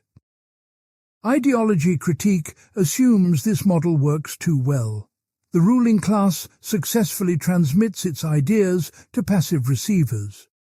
Media reform proposes giving oppressed groups access to send their own messages to counter dominant ideology effectively. Baudrillard argued that media do not transmit messages. They absorb and neutralize all messages in information flow. The form of media prevents genuine communication by making all content equivalent, interchangeable, and ultimately meaningless continuously. A revolutionary message broadcast on television becomes just another message, equivalent to the advertising that surrounds it completely. The medium does not carry the message. It murders the message by integrating it into the spectacle of consumption. This builds on, but radicalizes Marshall McLuhan's famous claim that the medium is the message fundamentally expressed. McLuhan meant that the form of communication shapes perception and society more than any particular content transmitted through it. Baudrillard went further, arguing that the medium has imploded into the message and both into the real itself simultaneously. There is no longer medium, message, or reality, only hyperreal simulation, where these distinctions have become meaningless entirely. Television is the paradigmatic medium for understanding this implosion of communication into simulation continuously broadcast. The television does not bring the world into your living room. It replaces the world with a simulation of the world. What you see on the screen is not a representation of reality, but a hyperreal production that precedes reality itself. Events happen in order to be televised. They are staged for the camera rather than recorded by it neutrally. News coverage does not inform citizens about events happening in the world outside their direct experience of it. It produces the events by framing, selecting, editing, and presenting them according to media logic and entertainment values. The Gulf War was experienced by most people as a television event, a spectacular production with graphics and commentary. Whether it corresponded to anything happening on the ground became an unanswerable question given media's total control of images. Baudrillard distinguished between hot and cold media following McLuhan, but gave these concepts different meanings specifically. Hot media demand passive consumption. They overwhelm the senses with high-definition stimulation requiring no participation from viewers. Television is hot in this sense. It pours information at you without requiring engagement, interpretation, or response actively. The viewer becomes a terminal, a node in the network, receiving signals without processing them into meaning or action. The Internet might seem to change this dynamic by making users producers as well as consumers of content actively. Social media invites participation, user-generated content, interactivity that seems to overcome passive reception of television broadcasts. But Baudrillard would likely argue that this interactivity is another simulation, a hyperreal production of participation without substance. Your posts, likes and shares circulate in the network without achieving genuine communication or political effect measurably demonstrated. The challenge for any media theory today is to account for transformations that have occurred since Baudrillard wrote. He died in 2007, before smartphones became ubiquitous and social media achieved its current dominance completely. But his framework suggests tools for analyzing these developments as intensifications of tendencies he identified earlier accurately. Hyperreality has not disappeared with new media. It has become even more pervasive and difficult to escape now. Part 15. Seduction against Production. In 1979, Baudrillard published Seduction, a book that marked another significant turn in his theoretical trajectory. He proposed seduction as an alternative principle to production, a challenge to the productivist logic that dominates modern society. Seduction operates through appearance, surface, and reversibility rather than depth, substance, and accumulation of meanings constantly. This was also a challenge to feminism that Baudrillard saw as trapped in productivist assumptions about power and liberation.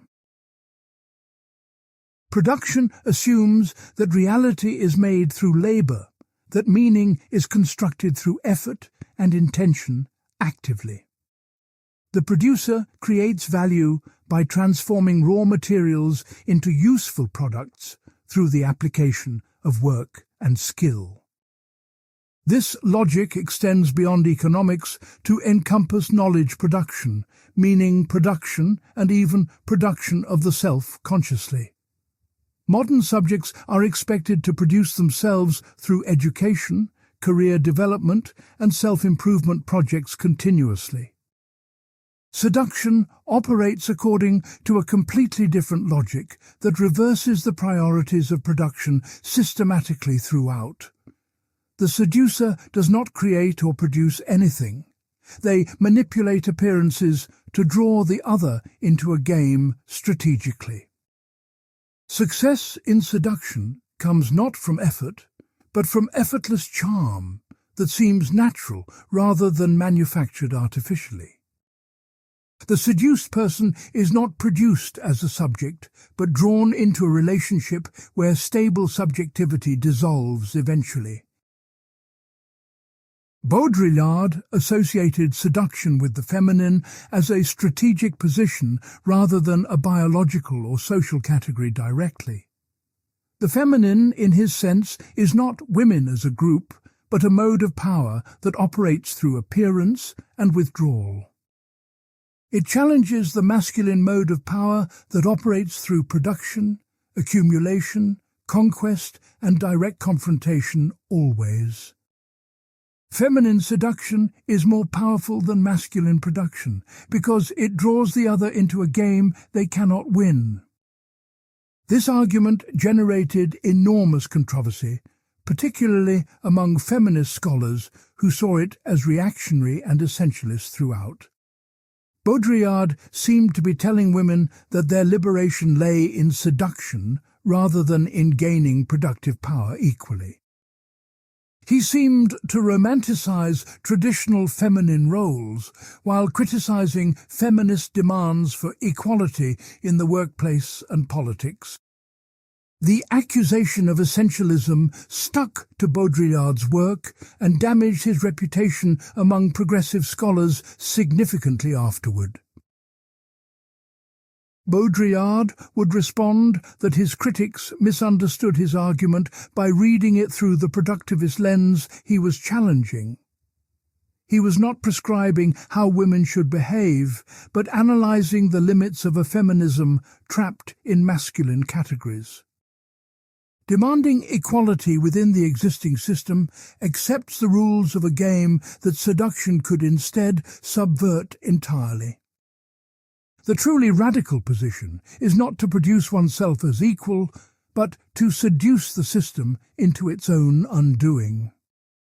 Seduction is also connected to Baudrillard's broader theory of symbolic exchange as what capitalism has destroyed systematically.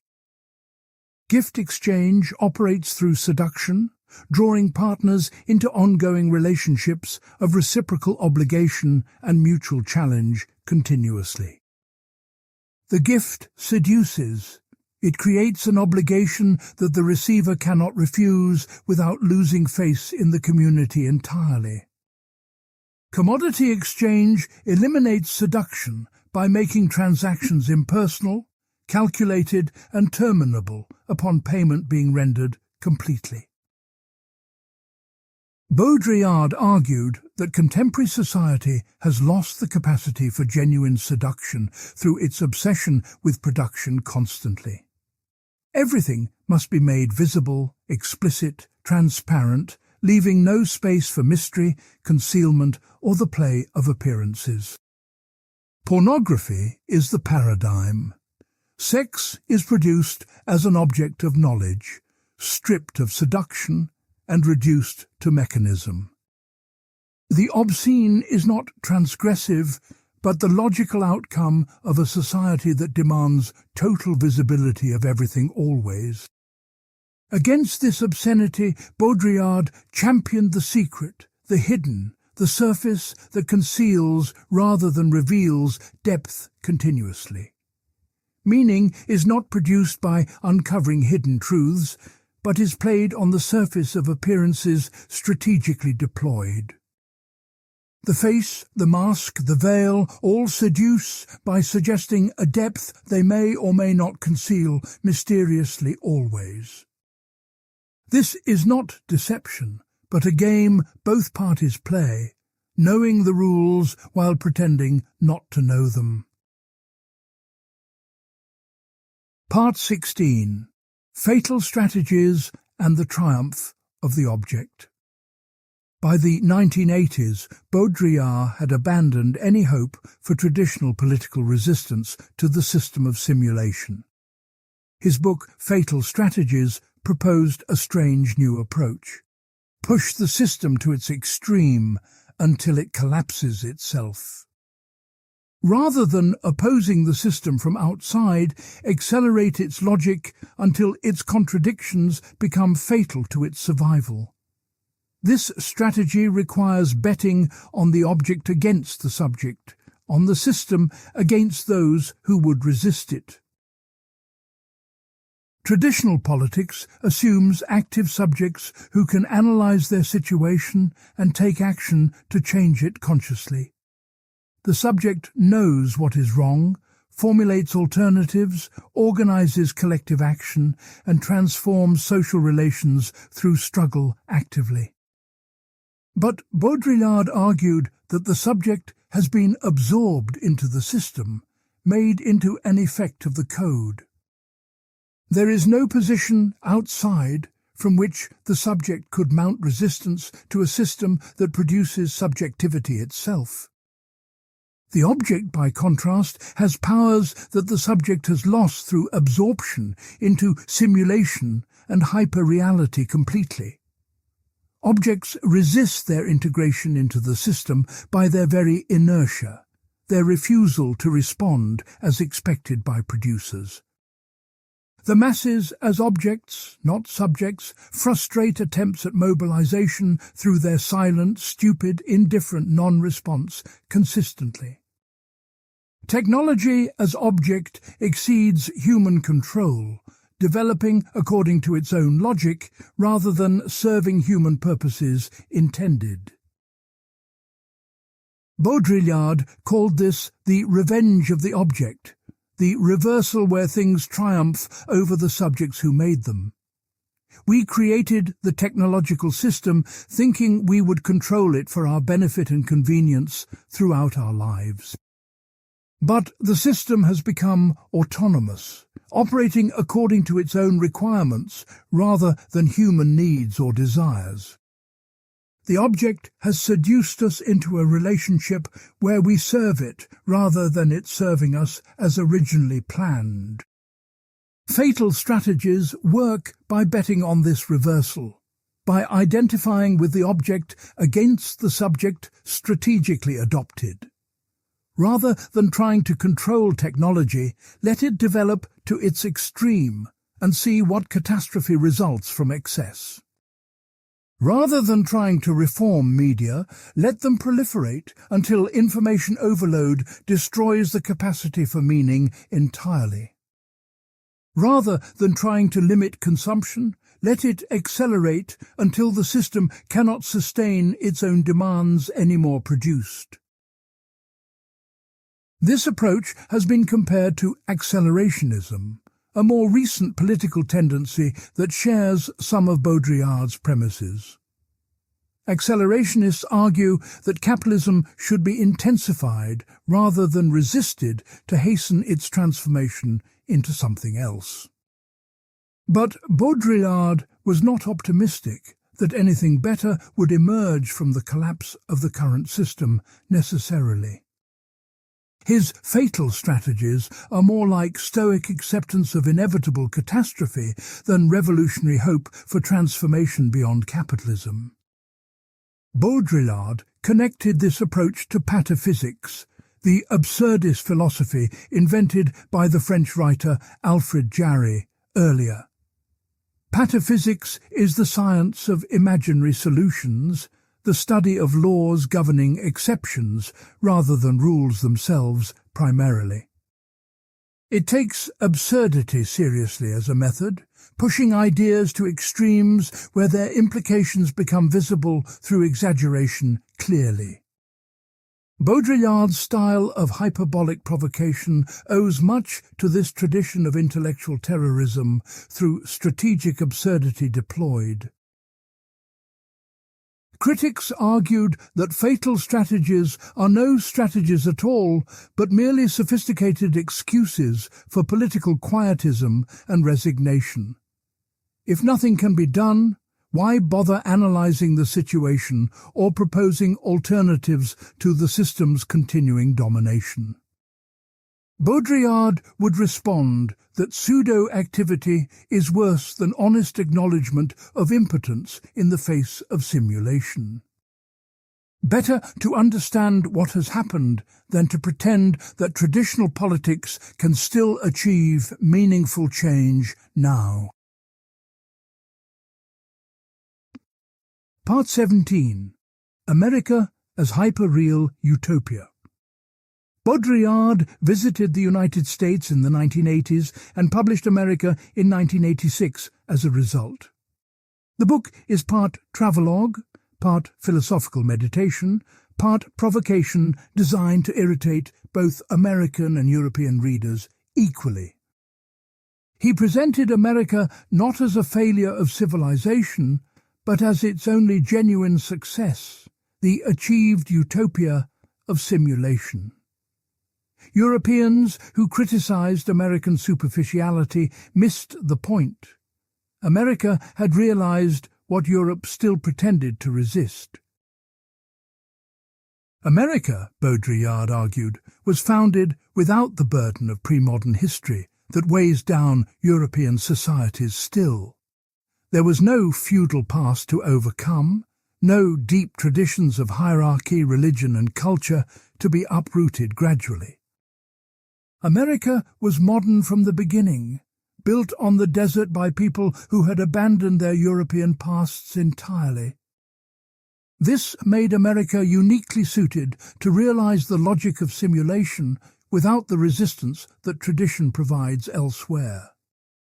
The desert became a central image in Baudrillard's analysis of America as both literal geography and metaphysical condition. The American desert is empty, abstract, sublime, a space without history where anything can be built and destroyed freely.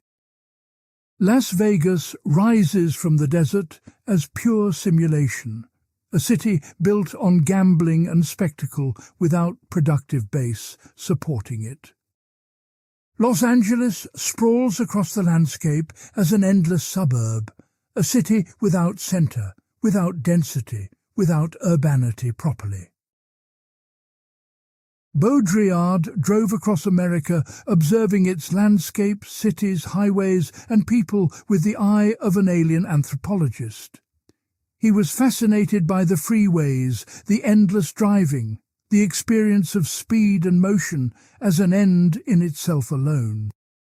Americans live in their cars, moving through space without arriving, the journey replacing the destination as the point entirely.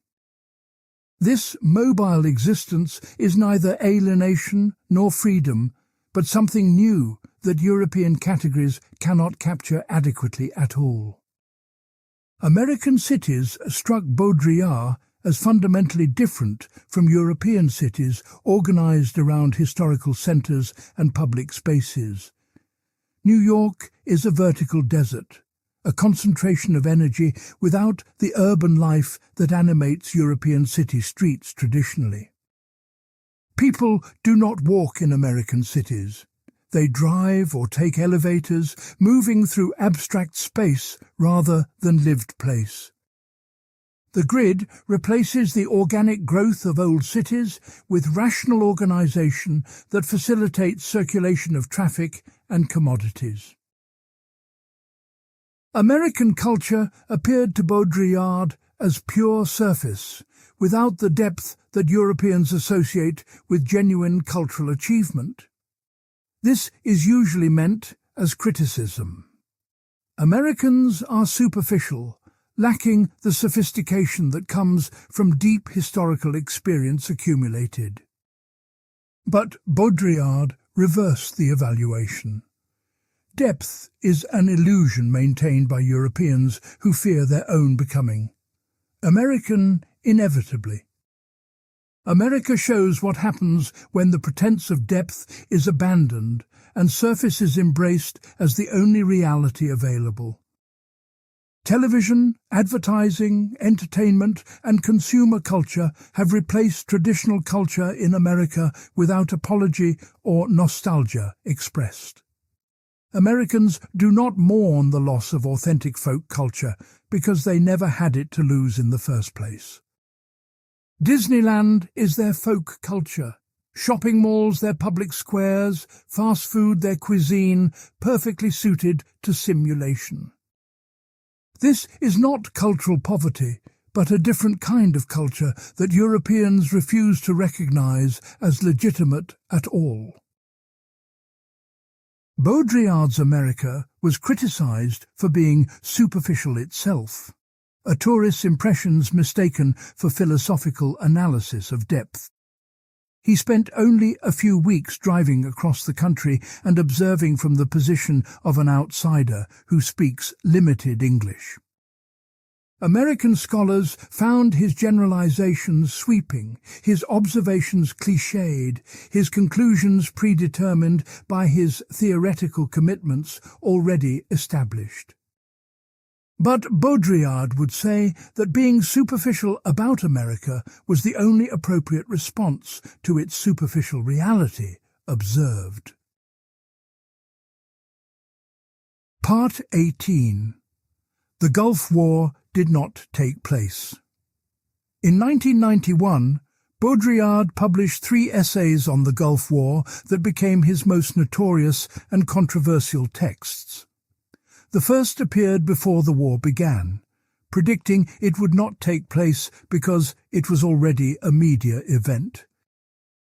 The second appeared during the conflict, arguing that what was happening was not war in any traditional meaningful sense. The third appeared after the victory, declaring that the Gulf War did not take place despite appearances to the contrary. The title is deliberately provocative, designed to outrage common sense that insists real people really died in combat there. Baudrillard was not denying that bombs fell, buildings were destroyed, and soldiers and civilians were killed during the operation. He was arguing that the event, as experienced by global audiences, was not war, but a media simulation of war. The distinction between the experience and the reality points to his broader argument about hyperreality and contemporary society. The Gulf War was the first fully televised war, broadcast live to global audiences watching from their living rooms safely. CNN coverage created the impression of transparency, of seeing the war as it actually happened in real time, immediately. Smart bomb cameras showed missiles travelling down ventilation shafts with video game precision that made death invisible and clean. The spectacle was carefully managed by military public relations to control the narrative and maintain public support throughout. Baudrillard argued that this media spectacle was not a representation of war, but a replacement for war through simulation entirely. The audience did not witness war. They consumed a media product that bore no relationship to actual combat experienced by soldiers. The war was won in advance by American technological superiority that made the outcome certain before fighting even began. What remained was a demonstration of power, a spectacle designed for media consumption rather than military necessity primarily aimed. Real war involves uncertainty, the possibility of defeat, the clash of opposing forces whose outcome remains undetermined until the end.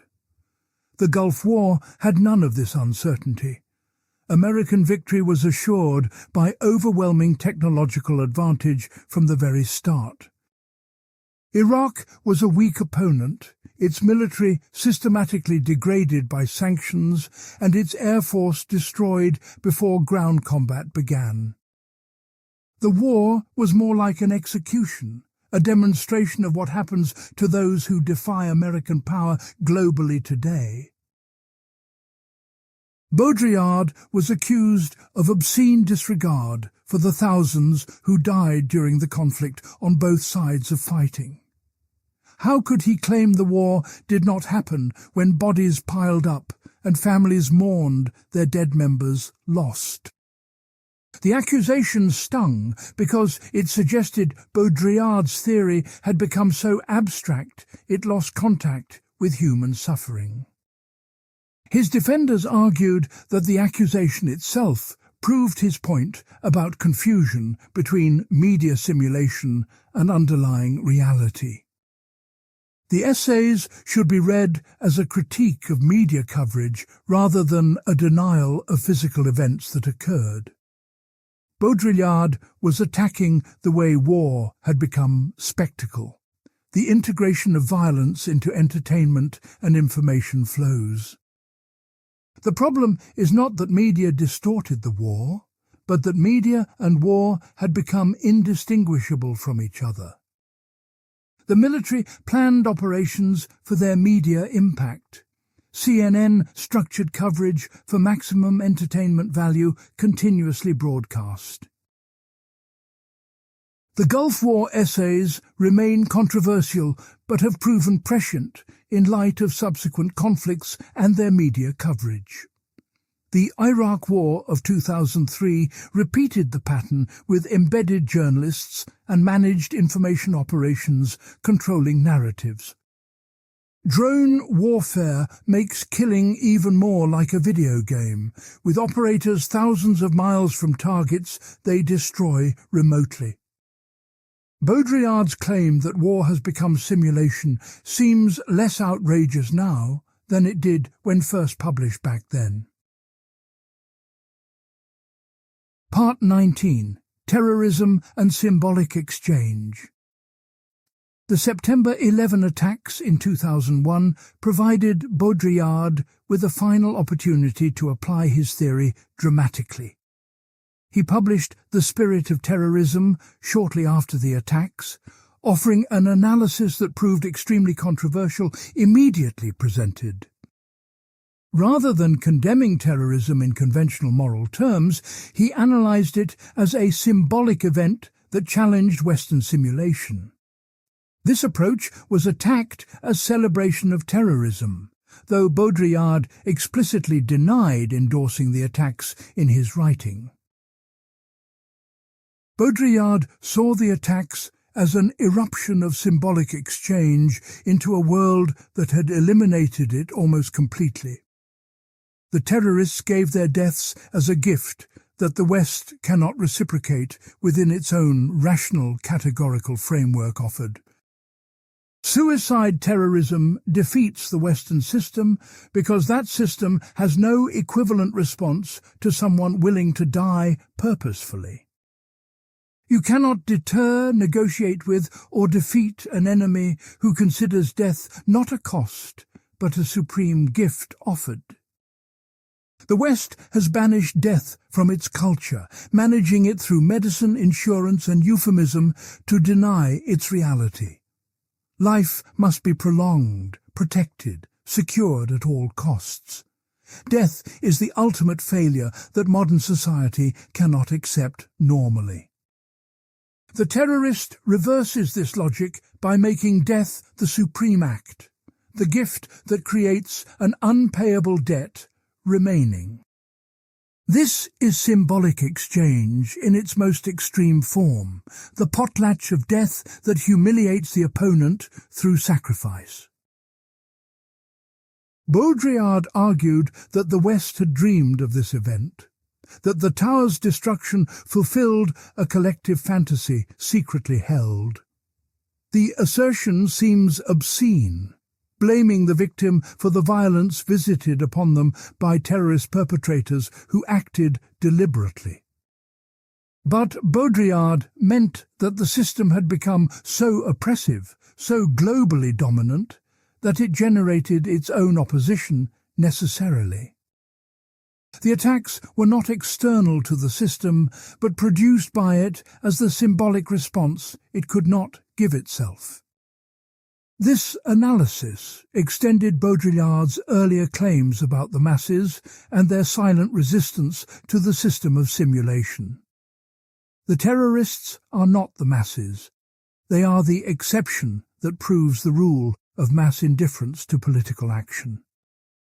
But terrorism functions similarly by refusing to play by the rules of the game that Western power has established. It introduces death, sacrifice, and symbolic exchange into a world that operates only through signs and simulations now. The West's response to September 11 confirmed Baudrillard's analysis of hyperreal warfare and media spectacle replacing real conflict. The war on terror became a permanent condition rather than a war that could be won and ended definitively ever. Afghanistan and Iraq were invaded not to defeat specific enemies, but to demonstrate power through spectacular military operations shown.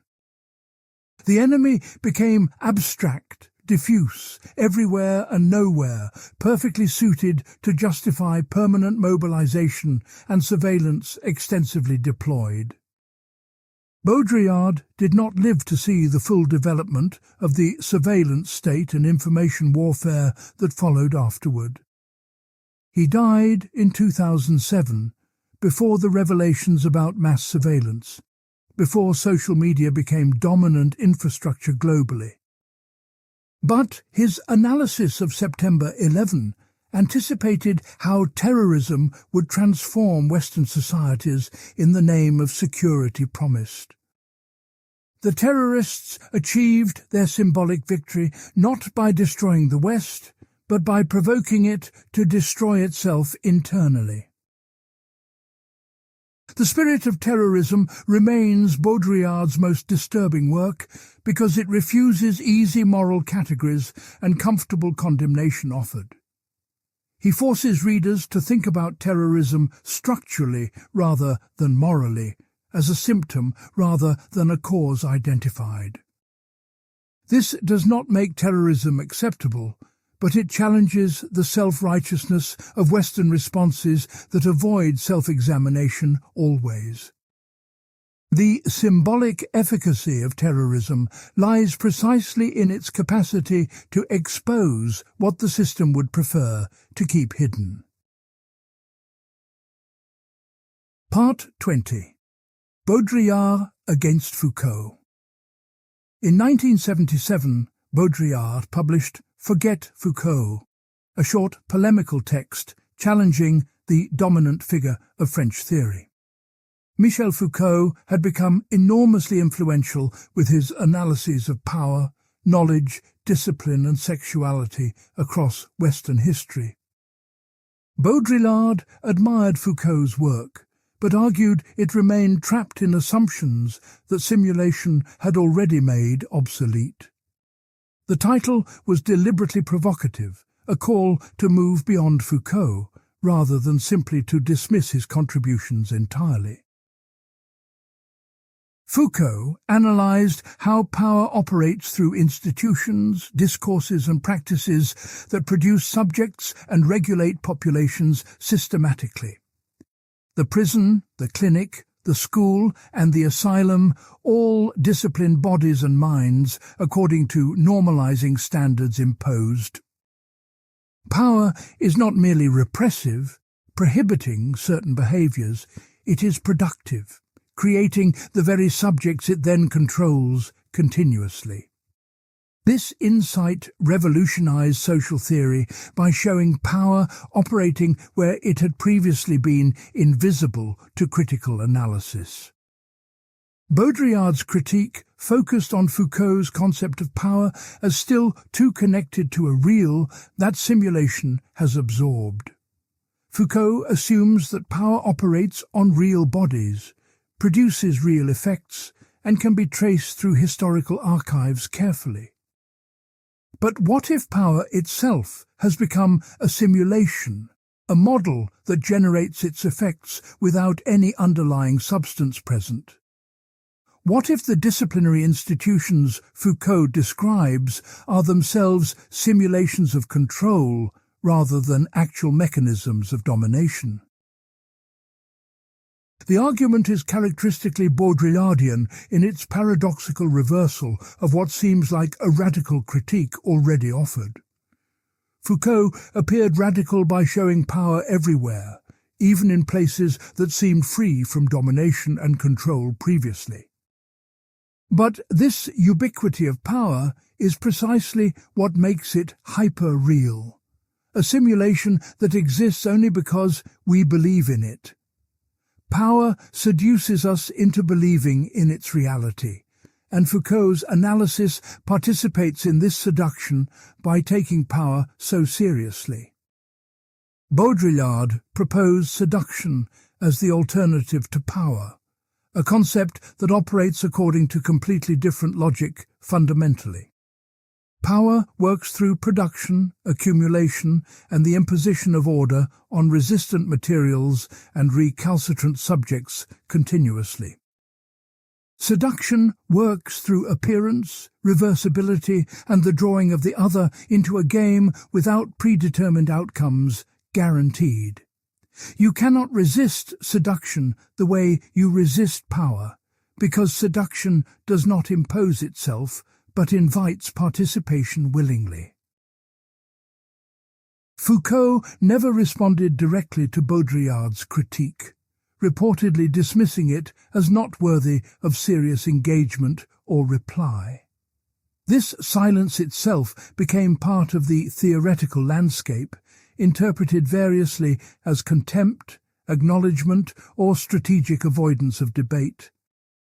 Some saw Foucault's dismissal as confirmation that Baudrillard had touched a nerve in Foucault's theoretical apparatus, somehow exposed. Others saw it as appropriate response to a critique that misrepresented Foucault's project through willful misreading and distortion. The debate between Baudrillard and Foucault represents two different approaches to theorizing contemporary society and its mechanisms of control. Foucault remained committed to historical analysis, archival research, and the possibility of resistance through counter-discourses and practices. Baudrillard moved toward increasingly abstract theorizing that questioned whether resistance was even possible within hyperreal simulation now. Both influenced subsequent theory, but their incompatibility reflects deep divisions in how to understand and respond to power today. Later, scholars have attempted to synthesize elements of both thinkers into more comprehensive frameworks for critical analysis presented. Some argue that Foucault's disciplinary society has evolved into Baudrillard's society of simulation as technology has advanced continuously. Others argue that both analyses capture different dimensions of a complex reality that requires multiple theoretical tools to understand. The debate remains unresolved, reflecting genuine uncertainty about how power operates in contemporary societies saturated with media and information. Part 21. Baudrillard and other postmodernists. Baudrillard is often grouped with other French theorists under the label of postmodernism, though he resisted this categorization consistently.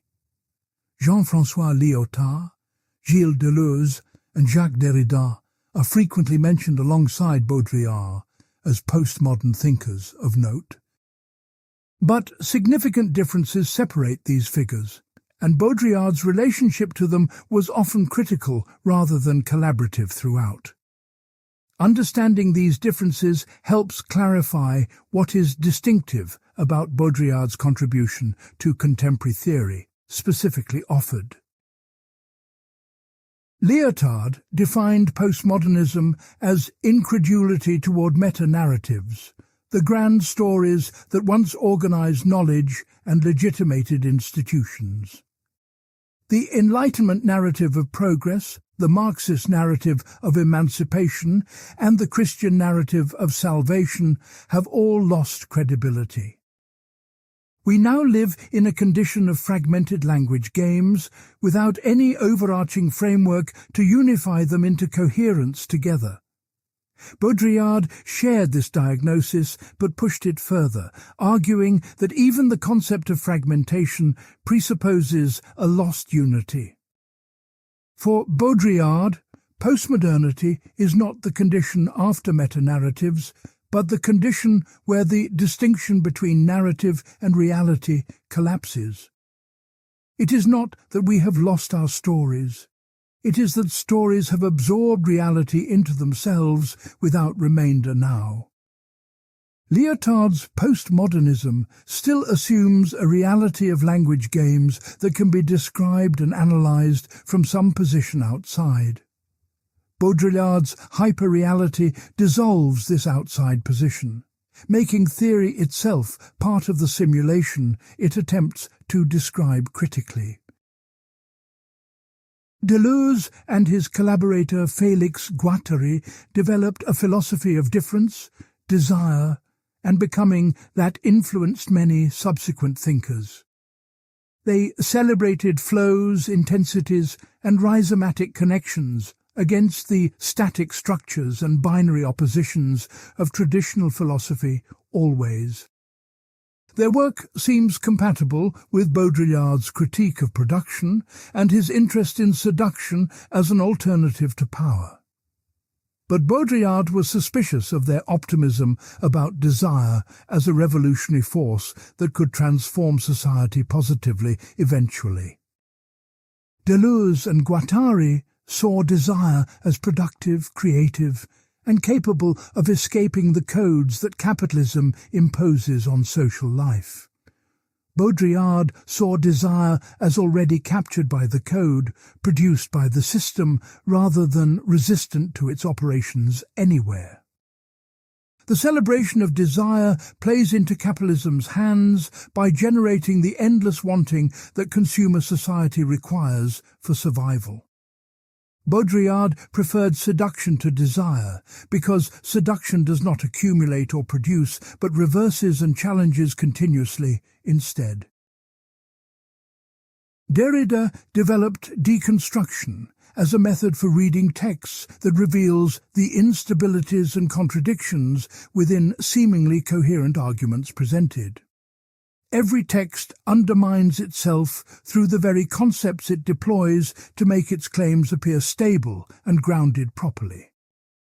Derrida focused on philosophy and literature, showing how binary oppositions like presence and absence structure and destabilize meaning continuously. His work influenced literary criticism, philosophy and cultural studies enormously throughout the late 20th century and beyond that time. Baudrillard shared Derrida's skepticism about stable meaning and the metaphysics of presence that Western philosophy assumes as foundational. But he criticized deconstruction for remaining within the textual realm, endlessly analyzing discourse without confronting the social world directly addressed.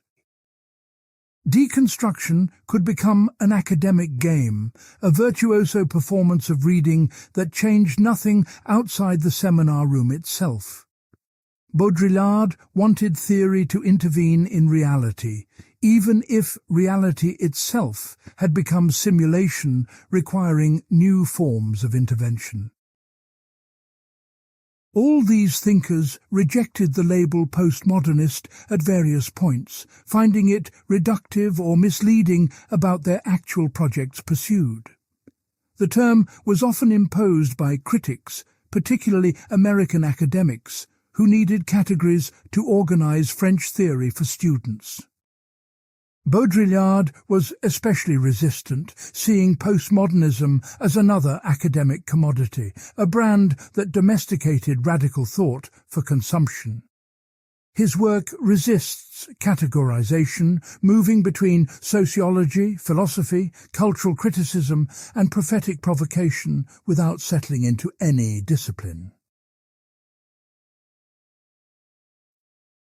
Part 22. The Perfect Crime. Baudrillard published The Perfect Crime in 1995, presenting his most sustained meditation on the disappearance of reality. The title refers to the murder of reality, a crime so perfect that it leaves no trace and no evidence behind. Reality has been eliminated so completely that we do not even notice its absence, continuing to act as if it still existed. This is the consummation of simulation, the final stage where hyperreality becomes the only reality we can know now. The argument extends Baudrillard's earlier claims about simulation, but presents them in increasingly philosophical and poetic terms throughout. Reality once existed as a referent against which representations could be measured for accuracy and truth value properly assessed.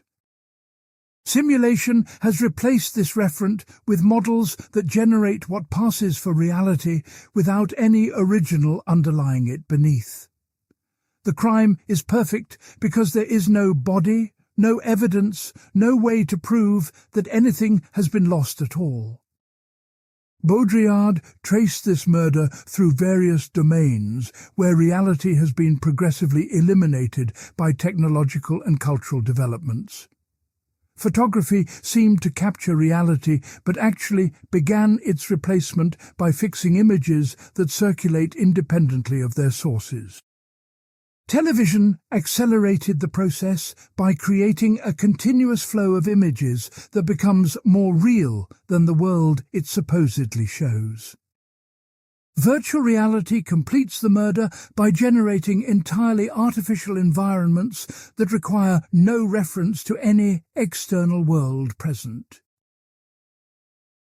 The perfect crime also refers to the elimination of illusion, which paradoxically accompanies the elimination of reality it opposes.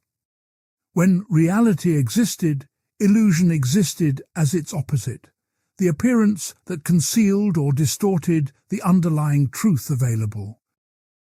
With reality gone, illusion loses its meaning because there is nothing left for appearances to conceal or reveal anymore.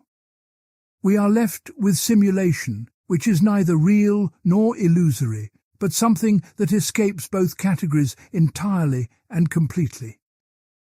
Baudrillard's tone in this book is elegiac, mourning a loss that cannot even be properly acknowledged because the loss is total. We cannot miss reality because we have no memory of it that is not already contaminated by simulation throughout our experience.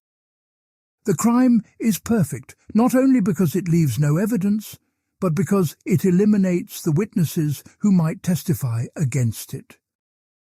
We are accomplices in the murder, participating daily in the simulation that replaces reality with its hyperreal substitute continuously. Some readers found The Perfect Crime to be Baudrillard's most profound work, the culmination of his theoretical project over decades. Others found it repetitive, recycling ideas from earlier books without adding significantly new content or analysis to them presented. The writing is dense and aphoristic, requiring patience and willingness to follow Baudrillard's paradoxical logic wherever it leads thoughtfully. It is not a book that argues in conventional ways, but one that performs its ideas through style and provocation deliberately. The concept of the perfect crime connects to Baudrillard's broader concern with what has been lost in the transition to hyperreality. Not just reality, but meaning, history, the social, the political, and the subject have all been murdered by simulation progressively. These losses cannot be recovered because recovery would require a position outside simulation from which to act and judge clearly. The perfect crime forecloses even the possibility of justice, because justice requires a truth that simulation has made impossible now. Part 23. Photography and the Image. Baudrillard was an accomplished photographer who exhibited his work and published collections of images throughout his later career regularly. His photographic practice was not separate from his theoretical work, but an extension of it into visual form directly engaged. He theorized photography as a medium with unique properties that distinguish it from other forms of image-making significantly. The photograph captures the disappearance of its subject, preserving a trace of what has already ceased to exist anymore. Every photograph is a record of absence, a memorial to a moment that passed at the instant the shutter closed permanently. The subject of the photograph is already gone when you view the image. You see only the trace they left behind. This melancholic quality connects photography to death, making every photograph a kind of memento mori, reminding viewers of mortality. Roland Barthes explored this connection in Camera Lucida, and Baudrillard extended the analysis in his own distinctive direction afterward. Baudrillard argued that the best photographs capture the object in its pure appearance, stripped of meaning and interpretation imposed. The photographer should not try to express themselves or communicate a message through the image they create carefully. Instead, they should let the object appear in its strangeness, its resistance to being absorbed into familiar categories of understanding. The photograph reveals the object's indifference to human purposes and meanings that we project onto the world constantly. This approach reflects Baudrillard's broader theoretical interest in the revenge of the object against the subject who would master it. The camera is a machine that can capture what the human eye misses, the uncanny presence of things in themselves alone. A good photograph does not represent reality. It presents the object's enigmatic existence independent of human observation and concern. The image becomes a challenge to the viewer, demanding engagement with something that cannot be reduced to meaning or message. Baudrillard's photographs tend toward the minimal, abstract and strange, avoiding conventional subjects and compositions that please immediately. He photographed walls, shadows, reflections and empty spaces that suggest rather than depict recognizable scenes or narratives clearly.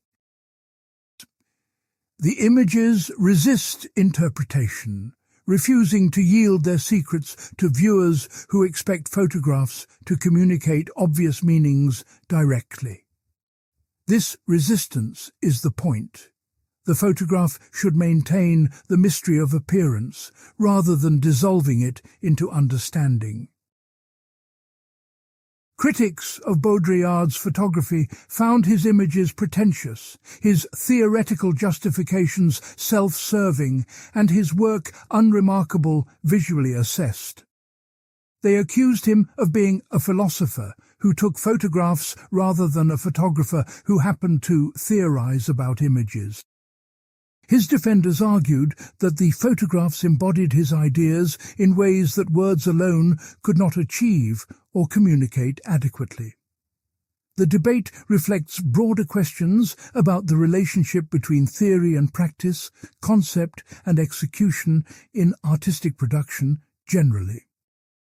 The photographic work also connects to Baudrillard's analysis of the image in contemporary culture and its hyper-real proliferation everywhere. We are surrounded by images that have lost their referential function, circulating as pure simulation without connection to reality. Photography began this process by mechanically reproducing appearances, and digital technology has completed it by making images infinitely manipulable. Baudrillard's own photographs attempt to resist this proliferation by restoring the image's power to reveal rather than merely circulate. Part 24. On Nihilism. Baudrillard has frequently been accused of nihilism, of denying meaning, value, and the possibility of meaningful action in the world. He addressed this accusation directly in a short essay called On Nihilism that appears at the end of Simulacra and Simulation. Rather than denying the charge, he distinguished between different forms of nihilism and located his own position within that field. The essay clarifies his stance while also complicating easy dismissals of his work as merely negative or despairing entirely. Baudrillard identified two phases of nihilism that correspond to different historical moments and different relationships to meaning and value. The first phase is the active nihilism that Nietzsche diagnosed in the 19th century as the death of God announced boldly. This nihilism destroys old values through critique, unmasking their foundations as illusions that can no longer command belief legitimately. It is violent, theatrical, and apocalyptic, announcing the end of the world that was founded on now discredited metaphysical grounds. The second phase is passive nihilism, the condition that follows when the destruction is complete and nothing remains to destroy any more. This nihilism is not violent, but transparent, neutral, and indifferent to the distinctions that once organized meaning and value meaningfully. There is nothing left to critique because critique itself has been absorbed into the system it once opposed from outside it. The simulation has no outside, no position from which negative judgment could be pronounced against its total operations effectively. Baudrillard located himself in this second phase, practicing what he called a nihilism of transparency rather than destruction actively pursued. He did not claim to destroy illusions or reveal hidden truths beneath appearances that deceive those who believe them naively. He traced the contours of a situation in which illusion and truth have both disappeared into hyperreal indistinction without remainder. This is not a position of power, but of impotence before a system that has absorbed all opposition into itself already completely. The connection to Nietzsche is important for understanding what Baudrillard means by nihilism in his theoretical framework presented. Nietzsche prophesied the coming of nihilism as the consequence of Western metaphysics reaching its logical conclusion in self-destruction. The will to truth eventually turns against itself, discovering that truth itself is an illusion serving the will to power. Baudrillard extended this insight by arguing that simulation has completed what Nietzsche only anticipated in his prophetic writings earlier. But Baudrillard also diverged from Nietzsche in refusing the heroic response that Nietzsche proposed to overcome nihilism through creation. Nietzsche called for new values created by the Übermensch, who affirms life despite the absence of transcendent foundations, guaranteeing meaning. Baudrillard saw this response as still trapped in productivism, still trying to create meaning through will and effort actively exerted.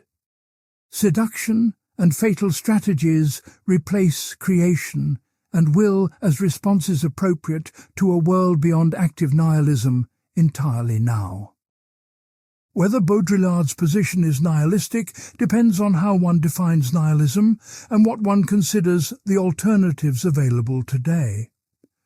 If nihilism means denial of all meaning and value, Baudrillard is not a nihilist because he values seduction, appearance, and symbolic exchange.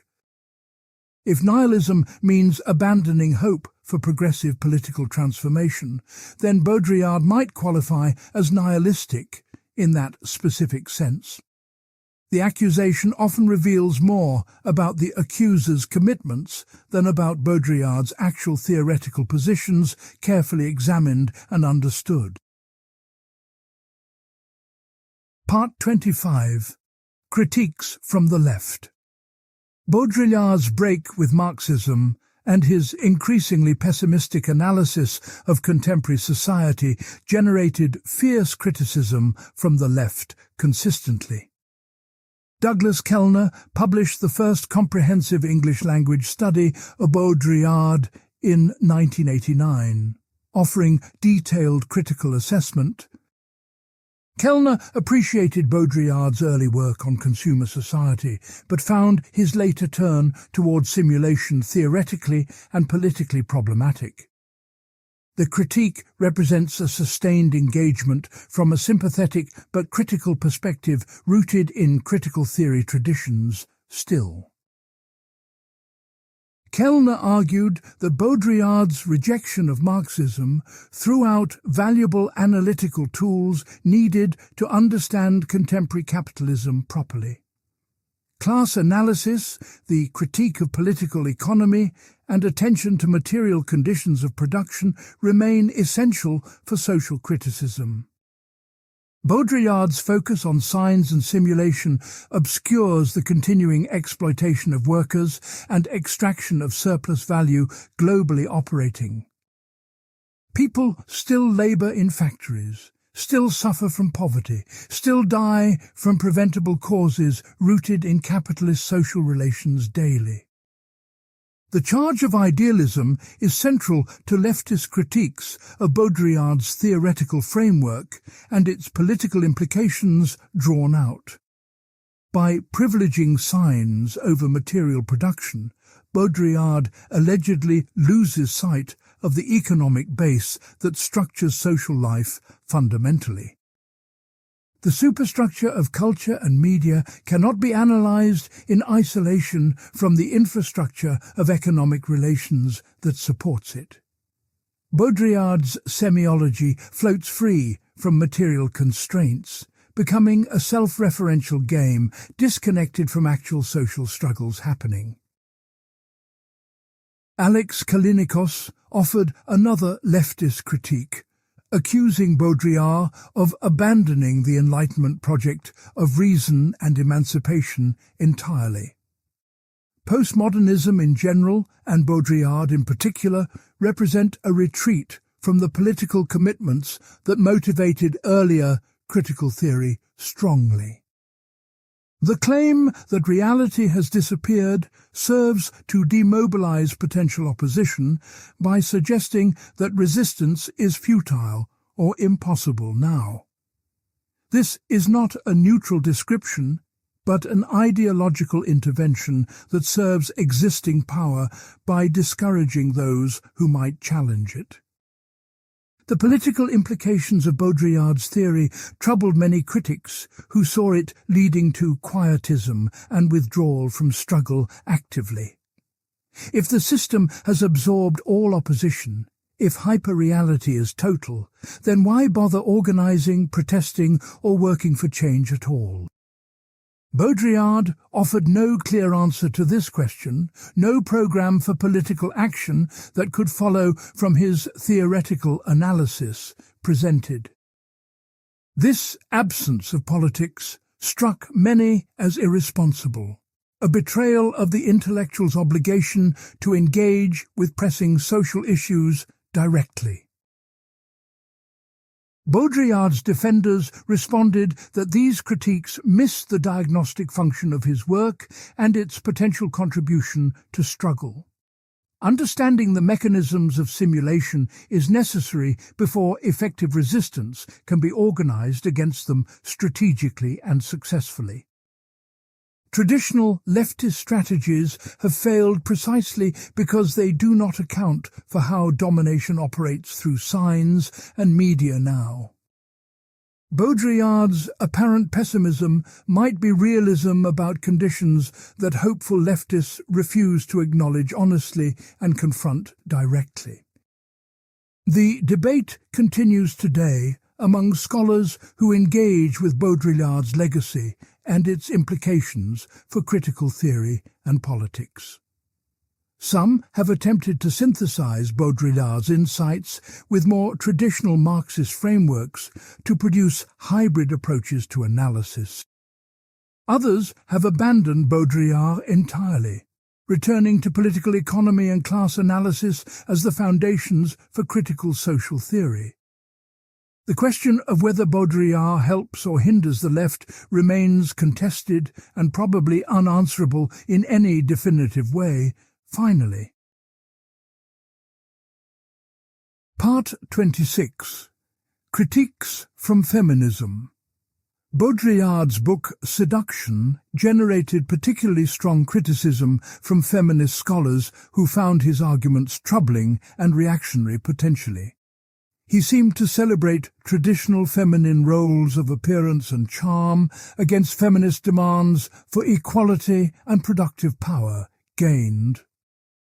The association of seduction with the feminine appeared essentialist, reducing women to a strategic position defined by their sexuality alone. Feminist critics accused Baudrillard of providing sophisticated justification for keeping women in subordinate positions within patriarchal society. The specific argument that feminism was trapped in productivist assumptions struck many as condescending and politically harmful to women. Baudrillard suggested that demanding equality within the existing system accepted rules of a game that seduction could subvert instead. But who was he to tell women that their strategies for liberation were misguided and that they should embrace seduction instead? The advice seemed to come from a position of male privilege that could afford to romanticize feminine powerlessness as strategic wisdom. Some feminist scholars offered more nuanced readings that found potentially useful elements within Baudrillard's problematic framework overall. His critique of production could be read as compatible with feminist critiques of the masculine valorization of work and public achievement. Seduction as a concept might be separated from its gendered associations and deployed as a general strategy against phallogocentric power structures. The surface and appearance that Baudrillard championed could align with feminist celebrations of the body and embodied experience against abstraction. Victoria Grace published a book-length study exploring feminist engagements with Baudrillard's work and its potential for gender analysis carefully.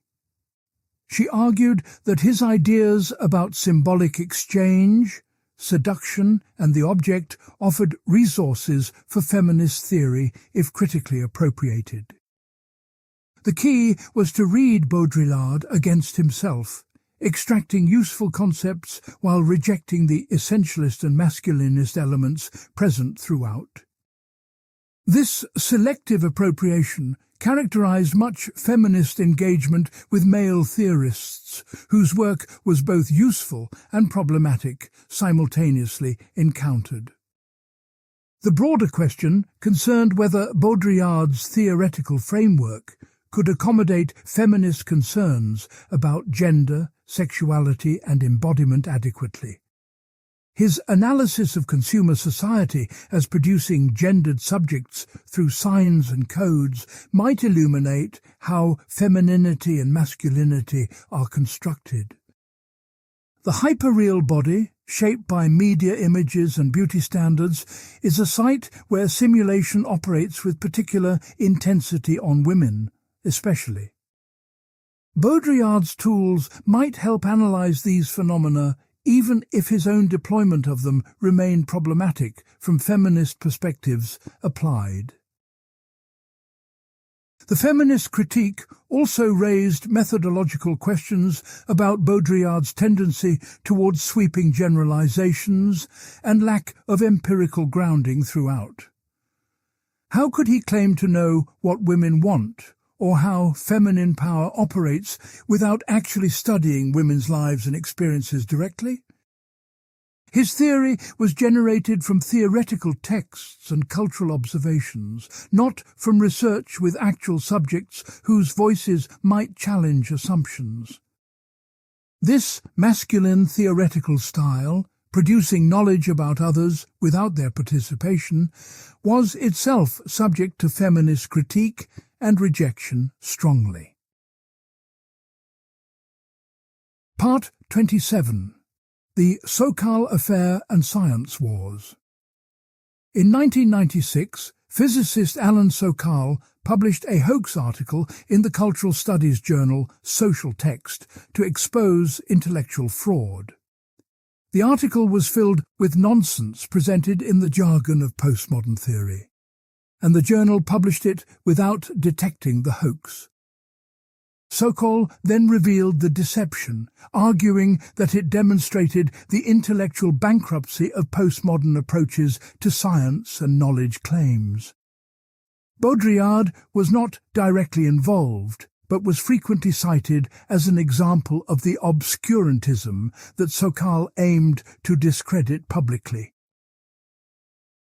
The Sokal affair became a focal point for the science wars between scientists and humanists over the nature of scientific knowledge.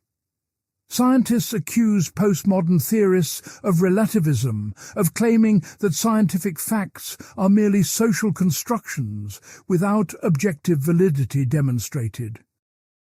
Humanists responded that scientists misunderstood their arguments, which concerned the social context of science rather than its truth claims directly.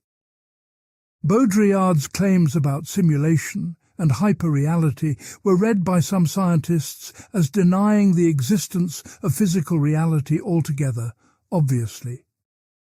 Christopher Norris published a book-length critique of Baudrillard, titled Uncritical Theory, arguing that his work abandoned rational standards of argument. Norris accused Baudrillard of stylistic excess, substituting for rigorous analysis, of making claims that could not be tested or falsified empirically.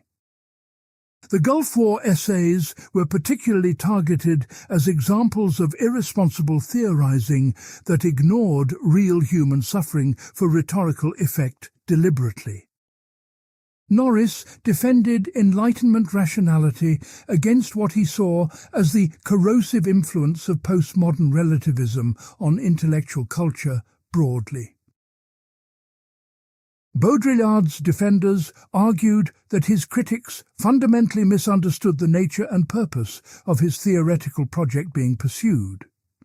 He was not making empirical claims about physical reality that could be tested in laboratories by scientific methods applied rigorously. His analysis concerned the social construction of reality through media, signs, and simulation, a different domain requiring different methods entirely. Reading Baudrillard as a failed scientist or philosopher rather than a cultural critic and provocateur missed the point of his work. The science wars revealed deep divisions between disciplines about standards of evidence, argumentation, and what counts as legitimate knowledge produced. Scientists valued clarity, precision, testability, and cumulative progress toward truth through empirical investigation conducted systematically over time. Many humanists valued complexity, ambiguity, interpretation, and the recognition that knowledge is always situated within particular cultural contexts, specifically. Baudrillard occupied an extreme position that seemed to abandon truth claims altogether in favour of provocative speculation and rhetorical performance only. The aftermath of the Sokal affair damaged the reputation of postmodern theory in some academic circles and reinforced disciplinary boundaries strongly. Science studies became more careful about its claims, and cultural theorists became more defensive about their methodological commitments and practices. Baudrillard remained controversial, his work either celebrated as prophetic insight or dismissed as sophisticated nonsense, depending on the reader's commitments. The debate about his intellectual legitimacy continues today, though it has become less central as new theoretical concerns have emerged since. Part 28. Neuroscience of Perception and Simulation. Baudrillard wrote as a cultural theorist, not a scientist, but his claims about simulation connect to empirical research on perception and cognition. Contemporary neuroscience has revealed that the brain does not passively receive information, but actively constructs experience from sensory inputs constantly. What we perceive as reality is already a simulation generated by neural processes that interpret and organize raw sensory data continuously. This scientific finding provides unexpected support for some of Baudrillard's philosophical claims about the constructed nature of experience itself. The brain operates through predictive processing, generating models of the world and comparing them against incoming sensory information for accuracy. Perception is not recording, but prediction. We see what we expect to see, with sensory data updating our models incrementally only. Optical illusions demonstrate this dramatically, showing how the brain imposes structure that is not present in the stimulus itself directly. The world we experience is a controlled hallucination, a simulation generated by neural mechanisms rather than a direct registration of reality. This does not mean that external reality does not exist, as crude interpretations of Baudrillard sometimes suggest without careful reading. Rather, it means that our access to reality is always mediated by cognitive processes that shape what we can perceive and know. The brain evolved to generate useful models of the environment, not accurate representations of reality as it exists independently of us. Survival required effective prediction and action, not philosophical truth about the nature of things in themselves, considered abstractly. Media technology extends and transforms these natural cognitive processes, adding new layers of simulation to our constructed experience continuously. The brain processes images from screens using the same mechanisms it evolved for processing direct sensory input from the environment originally. It cannot easily distinguish between mediated and immediate experience at the neural level, where processing occurs automatically and unconsciously. This helps explain why media feel real even when we know intellectually that they are representations constructed for our consumption carefully. Social media and digital environments create what has been called an extended mind, cognitive processes distributed across brain and technology together. We offload memory to devices, delegate calculation to algorithms, and rely on networks for information we once stored internally in memory. The boundaries of the self become unclear when cognition extends into technological systems that shape how we think and perceive constantly. Baudrillard's claim that simulation has absorbed reality gains new meaning when understood through this cognitive science framework applied rigorously. The implications for understanding hyperreality are significant, grounding Baudrillard's cultural analysis in biological and computational mechanisms operating in brains. We are not just culturally conditioned to accept simulation.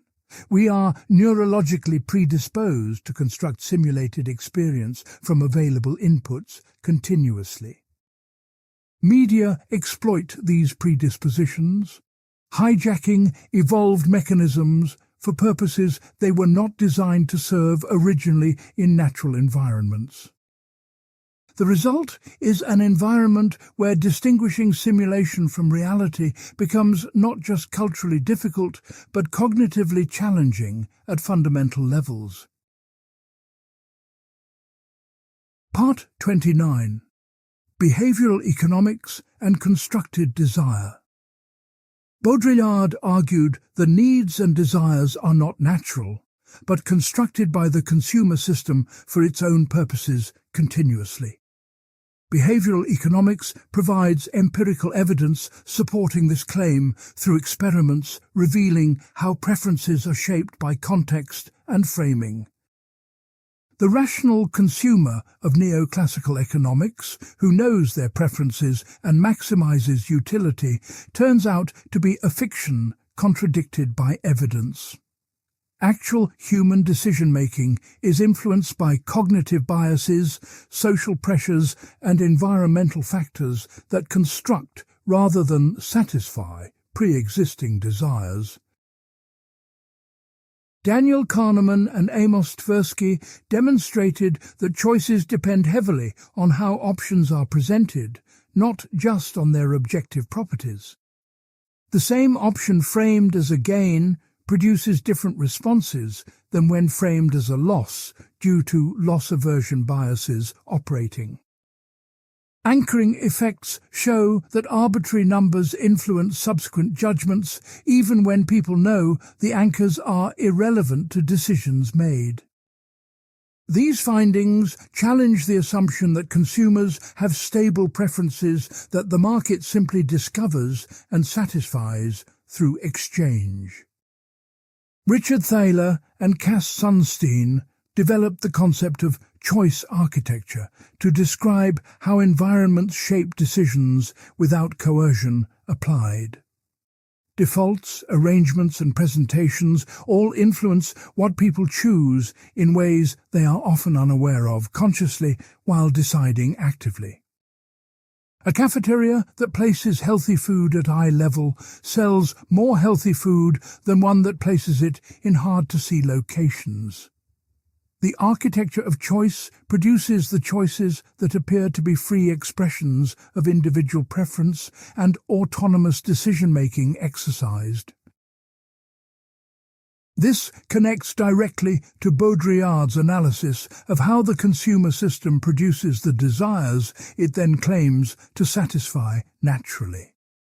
The supermarket, the advertisement, and the shopping mall are all choice architectures designed to generate consumption patterns that benefit sellers primarily. Impulse purchases, brand preferences, and lifestyle choices are not expressions of authentic selfhood, but products of careful environmental design strategically. Behavioral economics provides the mechanisms that Baudrillard's theory lacked, explaining how sign systems actually influence behavior through cognitive pathways.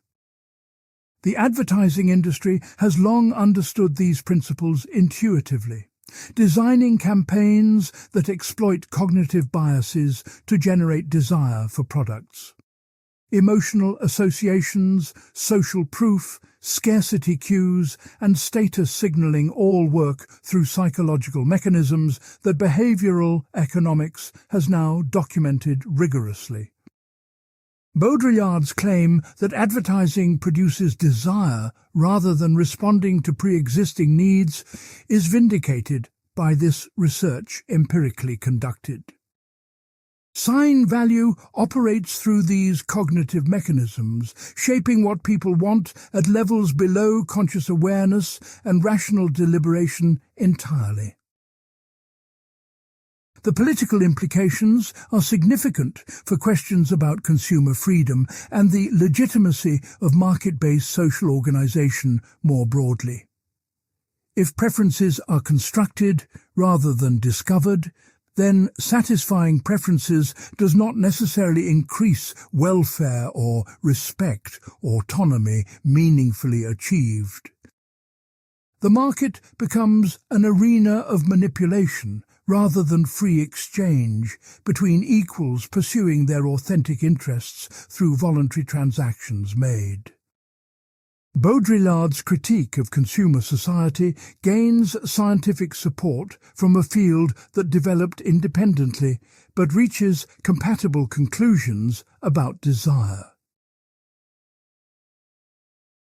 Part 30. Cognitive Science and the Hyperreal Mind. Cognitive science studies how minds process information, form beliefs, and generate the experience of a coherent world perceived continuously. Recent work on attention, memory and belief formation connects to Baudrillard's analysis of hyperreality in surprising and illuminating ways throughout. The mind is not a passive receiver of information, but an active constructor of reality from fragmentary and often unreliable inputs received. Media environments exploit these constructive processes, generating experiences that feel real but may have little connection to actual events occurring. Attention is a limited resource that determines what enters consciousness and what remains unprocessed in the perceptual background continuously. The attention economy competes for this scarce resource, using sophisticated techniques to capture and hold attention profitably for media companies. What you attend to becomes your experienced reality. What you ignore effectively does not exist for you as a conscious agent. Media that successfully capture attention shape reality for their audiences in ways that go beyond mere influence to constitute experience directly. Filter bubbles and algorithmic curation create personalized information environments that reinforce existing beliefs and preferences through selection systematically. You see content that algorithms predict you will engage with, which tends to be content that confirms what you already believe true. Different users occupying the same physical space can inhabit completely different informational realities constructed by personalized media feeds delivered constantly. The notion of a shared public world accessible to all citizens becomes questionable when experience is fragmented into personalized simulations for each user. Memory is not a recording, but a reconstruction, regenerating past experiences from fragmentary traces influenced by current beliefs and context always. False memories can be implanted through suggestion, demonstrating that what we remember may never have happened as we recall it now.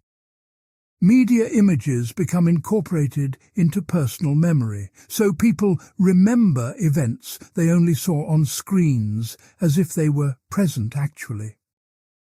The distinction between lived experience and mediated experience collapses at the level of memory, where both become equally real remembered events.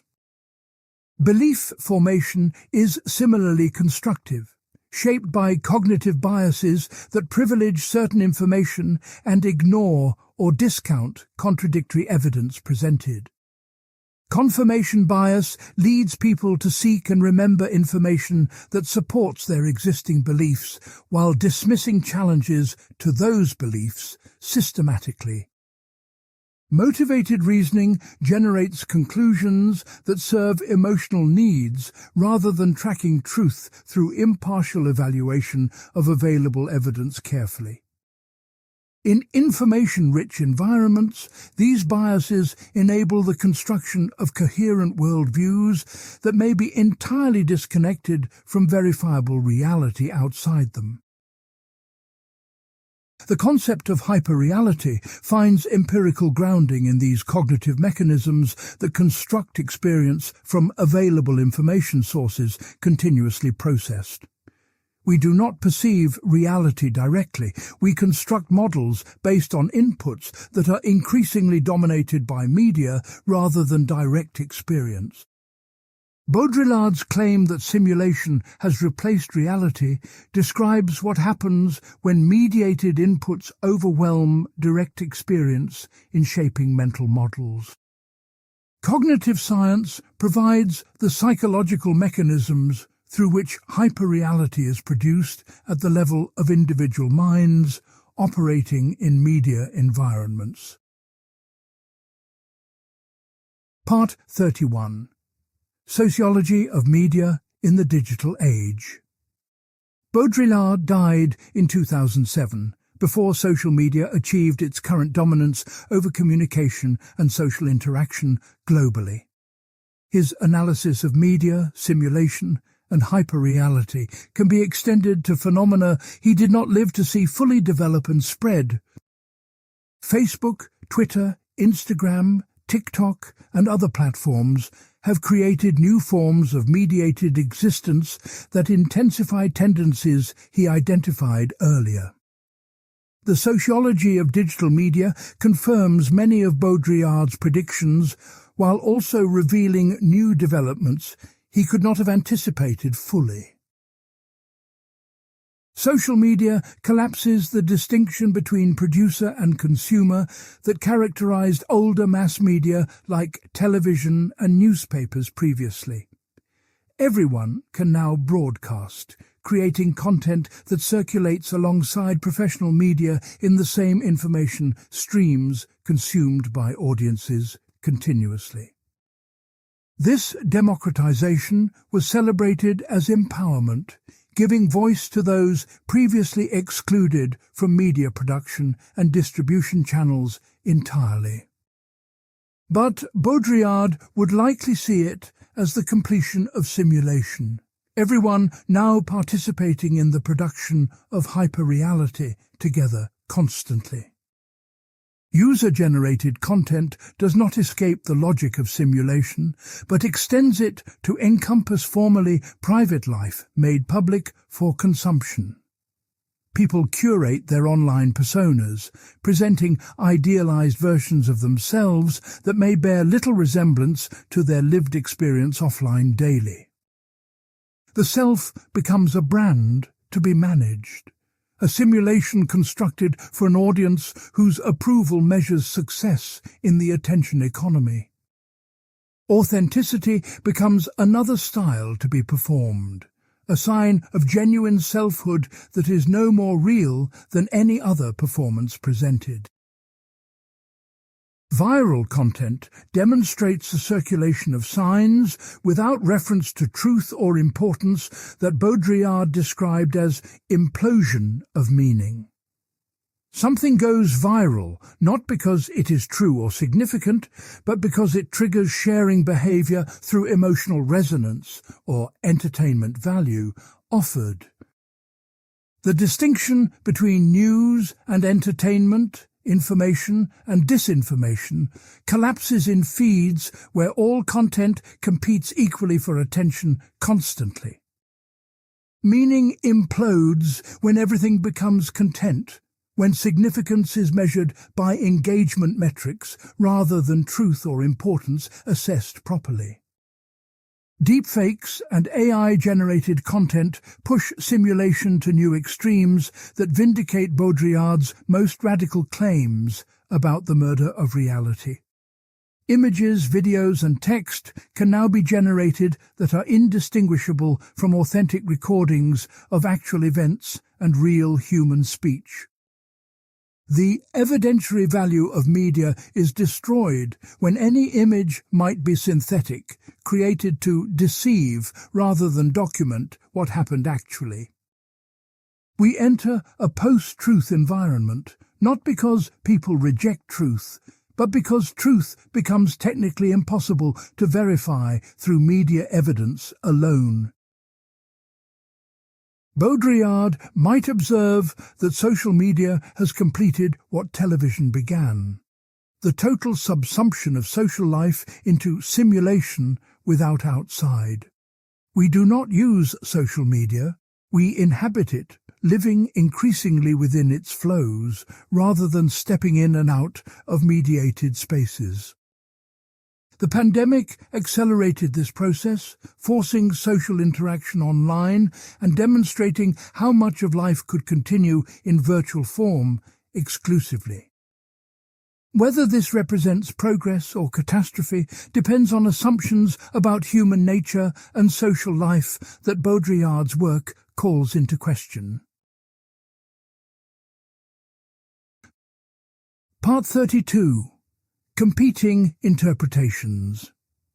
Scholars have interpreted Baudrillard's work in radically different ways, reaching incompatible conclusions about its meaning and significance overall. These competing interpretations reflect genuine ambiguities in the texts, as well as different theoretical and political commitments brought by readers. Understanding these interpretive disputes helps clarify what is at stake in engaging with Baudrillard's legacy for contemporary thought and practice. No single interpretation can claim definitive authority given the deliberately provocative and paradoxical nature of his writing style throughout. The nihilist interpretation reads Baudrillard as denying meaning, truth, and the possibility of meaningful action in contemporary society entirely. On this reading, simulation has destroyed reality so completely that nothing matters anymore and nothing can be done about it. This interpretation supports dismissal of Baudrillard as irresponsible, as providing sophisticated excuses for political quietism and disengagement from struggle. Critics like Kellner and Norris tend toward this interpretation, finding in Baudrillard a surrender to the very forces he claims to analyze.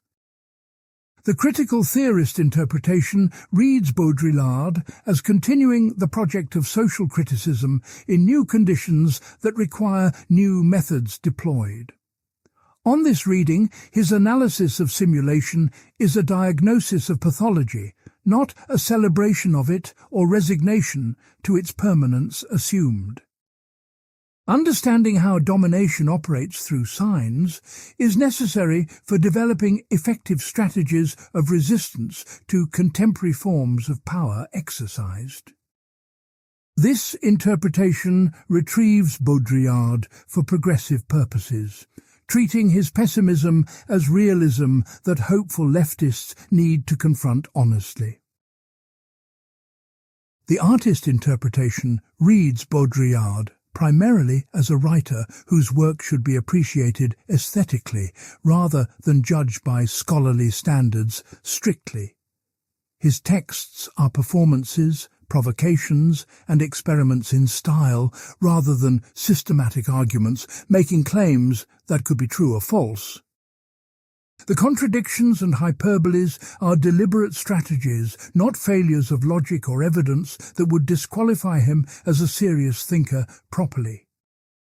This interpretation aligns with Baudrillard's own self-presentation as a theoretical terrorist, throwing bombs at complacent assumptions rather than building theories. The prophet interpretation reads Baudrillard as someone who foresaw developments that others missed, anticipating our current condition decades in advance accurately. The proliferation of social media, deep fakes, reality television, and post-truth politics all seem to confirm his analysis of simulation and hyperreality, spreading. Even if his arguments were not rigorous by academic standards, he identified tendencies that more careful scholars failed to recognize or take seriously then. This interpretation grants Baudrillard visionary status while acknowledging the limits of his methodology and the excesses of his rhetorical style deployed. Each interpretation captures something about Baudrillard's work while missing or downplaying other dimensions that complicate any unified reading significantly. He was probably all of these things, nihilist and critic, artist and prophet, depending on which text and which moment one examines closely. The competing interpretations reflect the irreducible plurality of his project, which resists systematic summary and definitive judgment by its nature, essentially.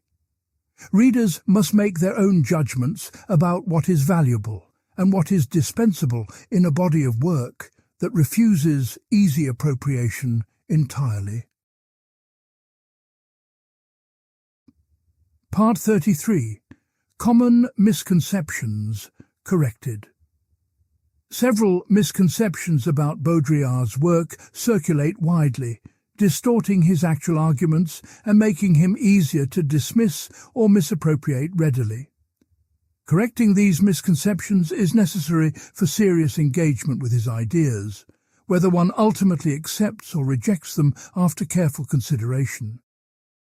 The most common errors concern his claims about reality, simulation, and the relationship between his theory and the film The Matrix specifically. Addressing these errors clarifies what Baudrillard actually argued and why it remains relevant to understanding contemporary culture and society now. The first misconception is that Baudrillard denied the existence of physical reality, claiming we live in a computer simulation literally. He never made this claim. His argument concerned the social construction of reality through signs and media, not physics or metaphysics. Physical objects exist, people really die, and natural laws operate regardless of human beliefs or cultural constructions about them admitted. What has been murdered is meaningful access to reality through representations that no longer refer to anything outside themselves accurately. The second misconception conflates Baudrillard's simulation with virtual reality technology that creates immersive artificial environments through computer systems.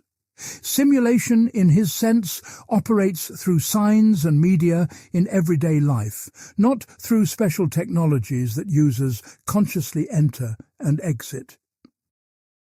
You do not need a VR headset to inhabit hyperreality.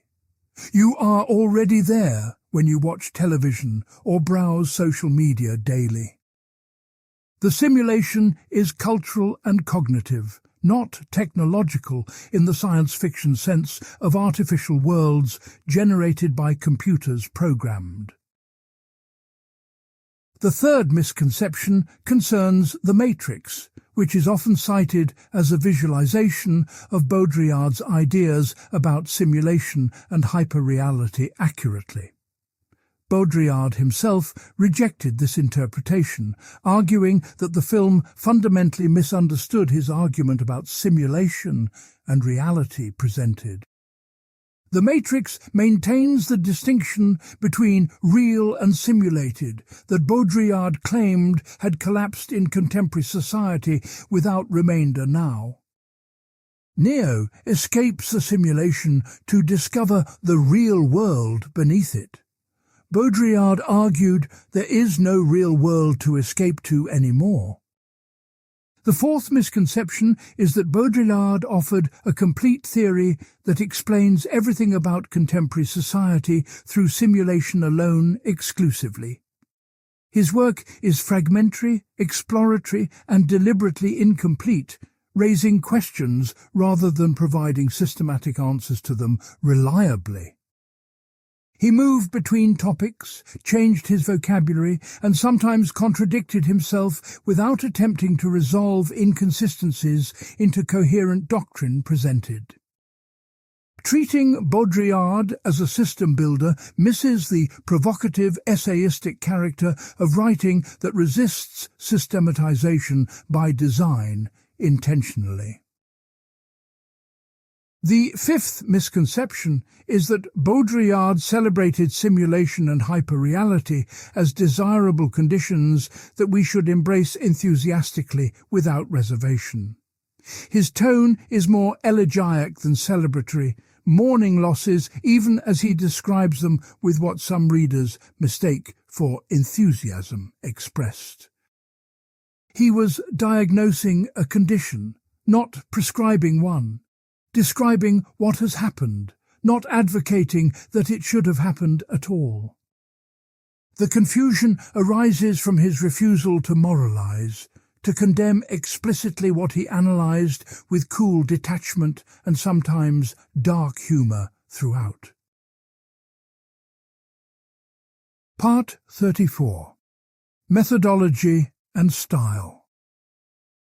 Baudrillard's methodology, if it can be called that, differs radically from conventional academic approaches in both natural and social sciences practiced. He did not conduct empirical research, cite data, or build arguments through careful accumulation of evidence and logical reasoning demonstrated. Instead, he practiced what he called theoretical violence, making extreme claims designed to provoke thought rather than prove conclusions validly. Understanding this methodology is essential for reading his work appropriately rather than holding it to standards it deliberately violates and rejects. The style is deliberately hyperbolic, pushing claims to extremes where their implications become visible through exaggeration and overstatement strategically deployed. When Baudrillard says the Gulf War did not take place, he does not mean it literally but provocatively, challenging conventional understanding. The exaggeration forces readers to think about what distinguishes war from spectacle, reality from media representation, in new ways opened. Literal readers miss the point by evaluating claims against obvious facts, rather than entertaining the thought experiments being proposed through provocation. Baudrillard acknowledged the influence of pataphysics, Alfred Jarry's absurdist philosophy of imaginary solutions to non-existent problems posed satirically.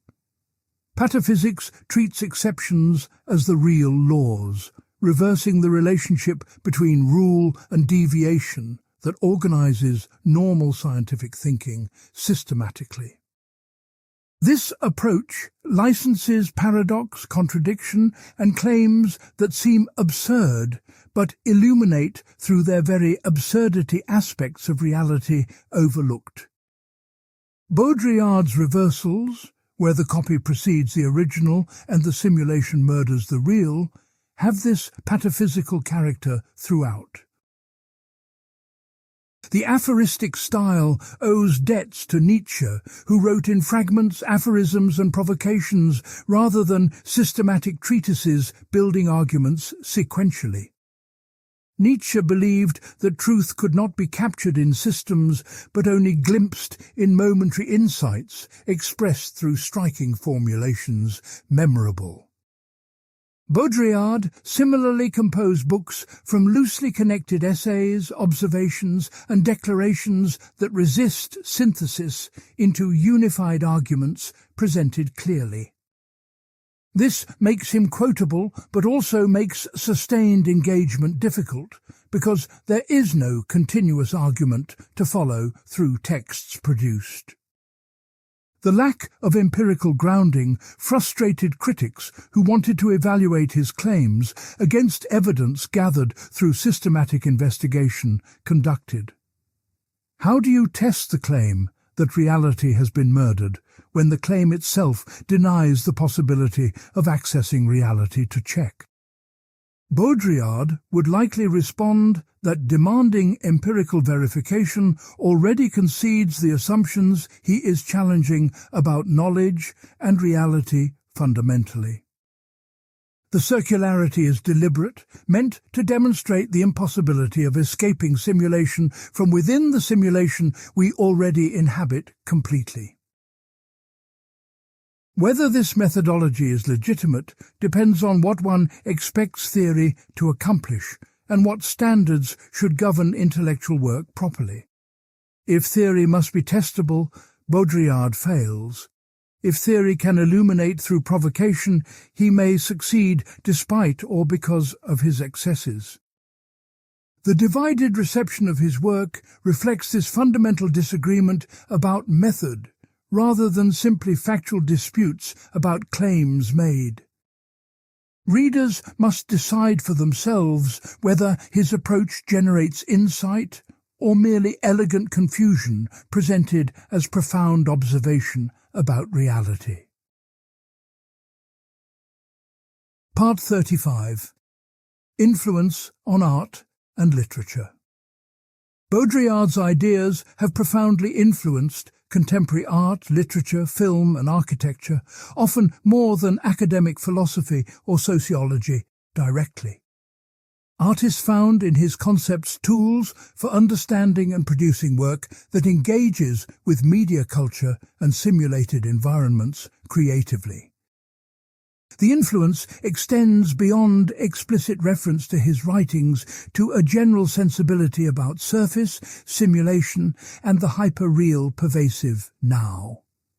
Tracing this influence reveals how theoretical ideas become cultural practices that shape experience beyond academic contexts, where they originated initially. Cyberpunk fiction, pioneered by William Gibson in Neuromancer, creates worlds saturated with simulation, virtual reality, and corporate control of consciousness. Gibson's cyberspace, a consensual hallucination accessed through neural interfaces, visualizes Baudrillard's claims about hyperreality replacing the physical world around us. The genre explores themes of identity dissolution, media saturation, and the blurring of boundaries between human and machine prophetically throughout its development.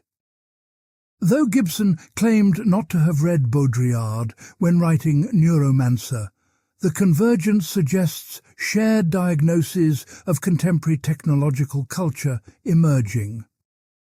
Contemporary visual artists have engaged with simulation through appropriation, pastiche, and exploration of image circulation in media environments obsessively now. The Pictures generation, including Cindy Sherman, Richard Prince and Sherry Levine, created work that questioned originality and authorship through strategic copying. Jeff Koons elevated kitsch objects to high art status, celebrating surface and commodity aesthetics in ways that echoed Baudrillard's analysis of sign-value operating. These artists do not illustrate Baudrillard's theory, but work through similar problems using visual rather than textual means of exploration and expression. Architecture has been transformed by postmodern and hypermodern practices that treat buildings as signs rather than purely functional structures serving needs. Las Vegas, which Baudrillard analyzed as exemplary hyperreality, became a model for commercial architecture that prioritizes spectacle and theming throughout environments created. Shopping malls, themed environments, and corporate headquarters all simulate experiences, creating controlled environments that replace public space with branded space. Architects like Rem Koolhaas explicitly engage Baudrillard's ideas about space, simulation, and the dissolution of traditional urban forms in contemporary development. Film has been particularly receptive to Baudrillard's ideas because cinema is inherently a medium of simulation and constructed reality projected on screens.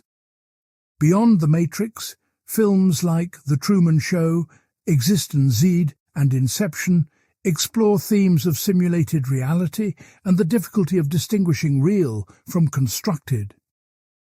David Cronenberg's Videodrome anticipated many Baudrillardian themes about media, the body, and the blurring of screen and flesh through technology operating.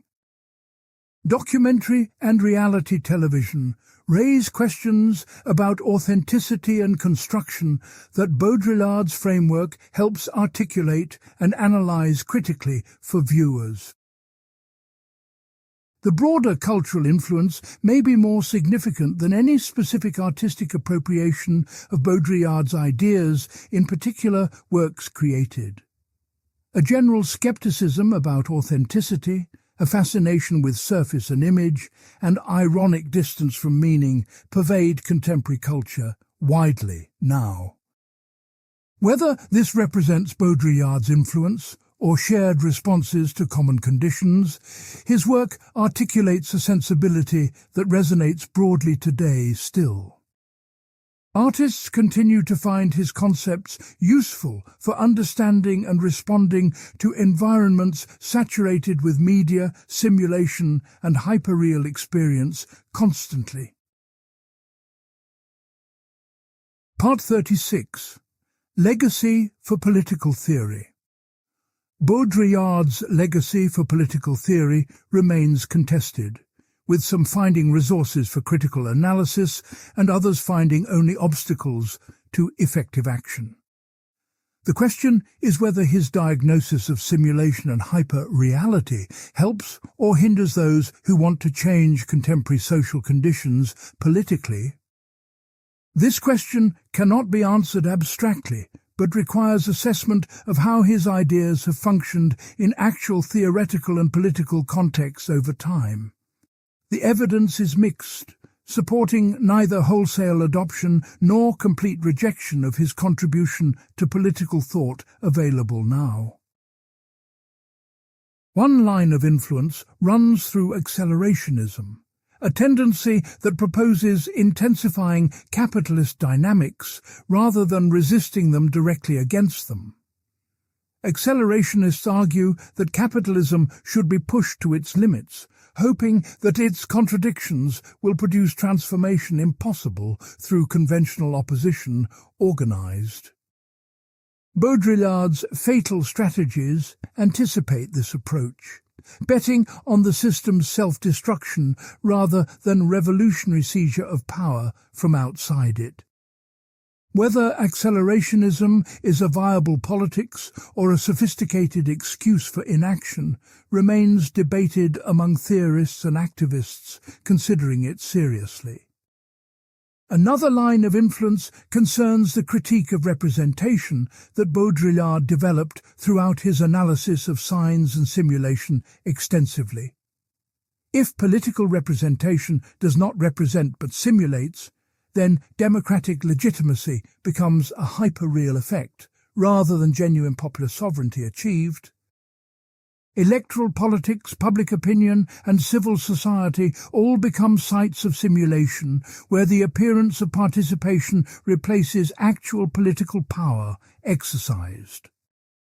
This critique informs radical democratic theory that seeks alternatives to representative institutions captured by simulation and media spectacle completely now.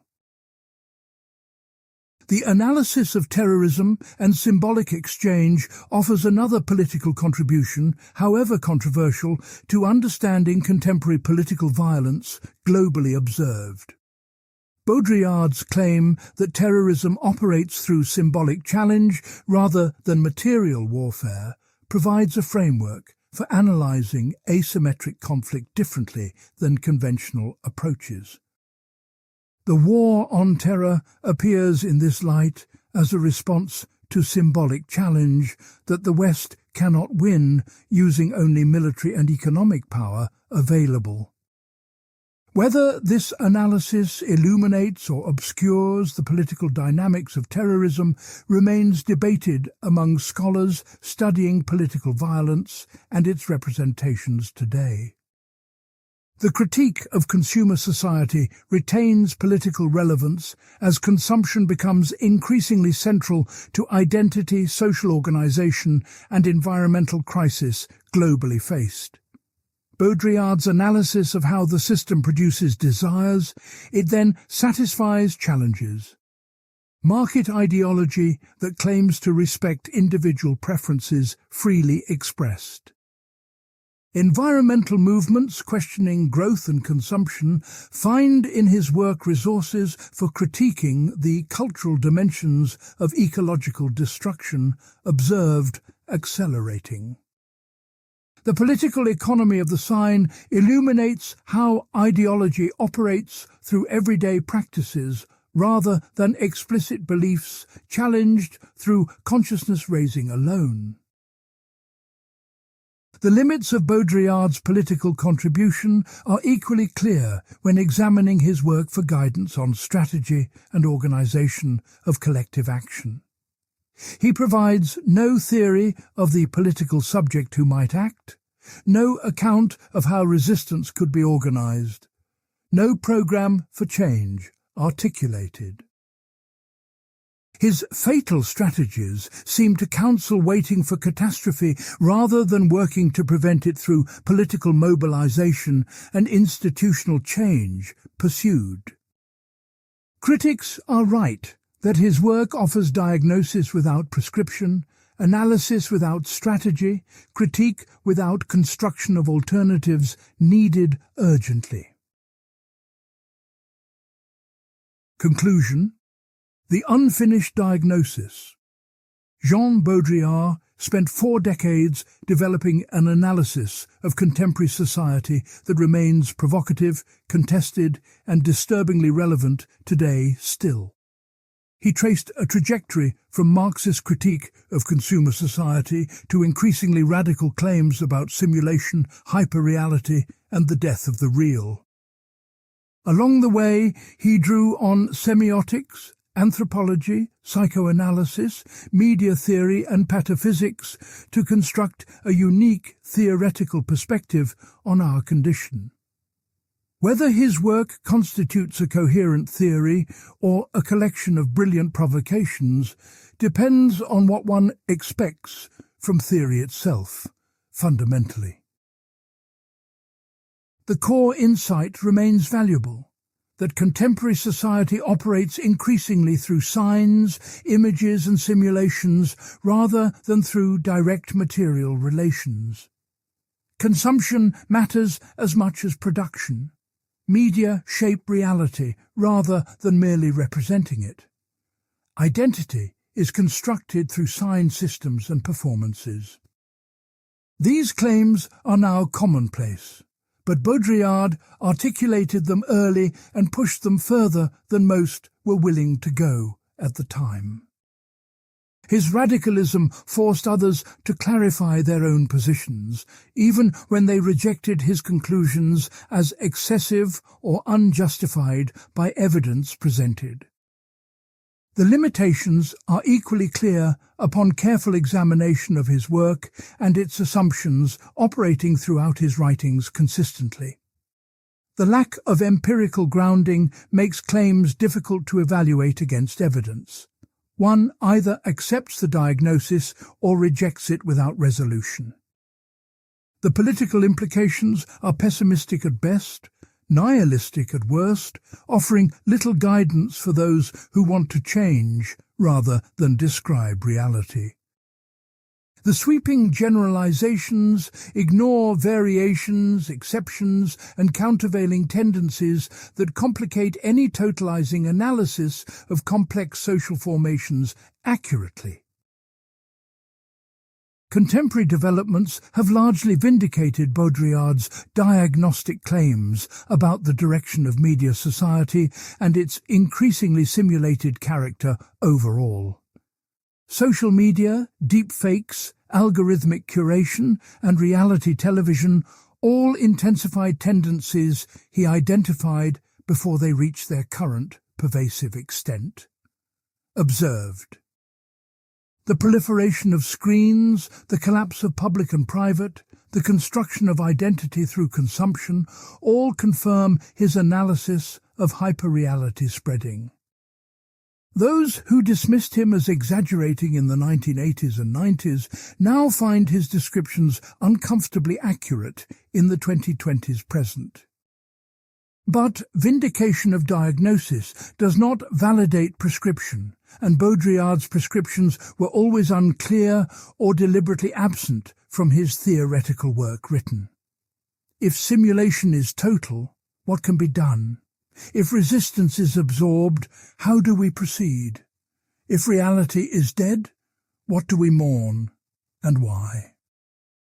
These questions receive no adequate answers in Baudrillard's work, which diagnoses the disease, but offers no cure beyond ironic acceptance of fate. Political actors who want to change the world will find in his work analysis but not strategy, critique but not construction available. The honest assessment acknowledges both the power and the limits of what Baudrillard achieved through his distinctive intellectual project over decades. He saw something important about where society was heading and articulated it in memorable, provocative and influential formulations that shaped subsequent thought. He failed to connect his analysis to practical politics in ways that would help those trying to resist the developments he described so compellingly. His legacy is an unfinished diagnosis, a partial map of a territory that continues to transform beyond what he could foresee or analyze. The final judgment on Baudrillard must remain suspended, because the condition he diagnosed is still unfolding, its ultimate outcome unknown to observers now. If hyperreality proves total and permanent, his work may be remembered as prophecy of a catastrophe that could not be averted by any means. If resistance emerges and alternative possibilities open, his work may be remembered as one-sided pessimism that missed the continuing capacity for human agency. We are still living through the processes he analyzed, and only future generations can assess whether his vision captured truth or projection finally. What remains valuable, regardless of final judgment, is the demand to think seriously about what is happening to reality, meaning, and society now. Baudrillard refused comfortable assumptions, easy optimism, and conventional categories that obscure more than they reveal about contemporary existence, experienced daily. He insisted on confronting disturbing possibilities that others preferred to ignore or dismiss as exaggeration beyond what evidence supported validly demonstrated. This intellectual courage, whatever its limits, models a seriousness that critical thought requires in an age saturated with simulation and distraction constantly. The journey through Baudrillard's ideas ends not with conclusions, but with questions that each person must answer for themselves through continued thought. Is reality recoverable? Is resistance possible? Is meaning achievable in hyperreal conditions that seem to absorb all alternatives into themselves continuously? Baudrillard's work does not answer these questions, but poses them with an urgency that makes ignoring them increasingly difficult to justify intellectually. That may be his greatest contribution. Not solutions, but problems that demand engagement from anyone who wants to understand our time honestly and deeply.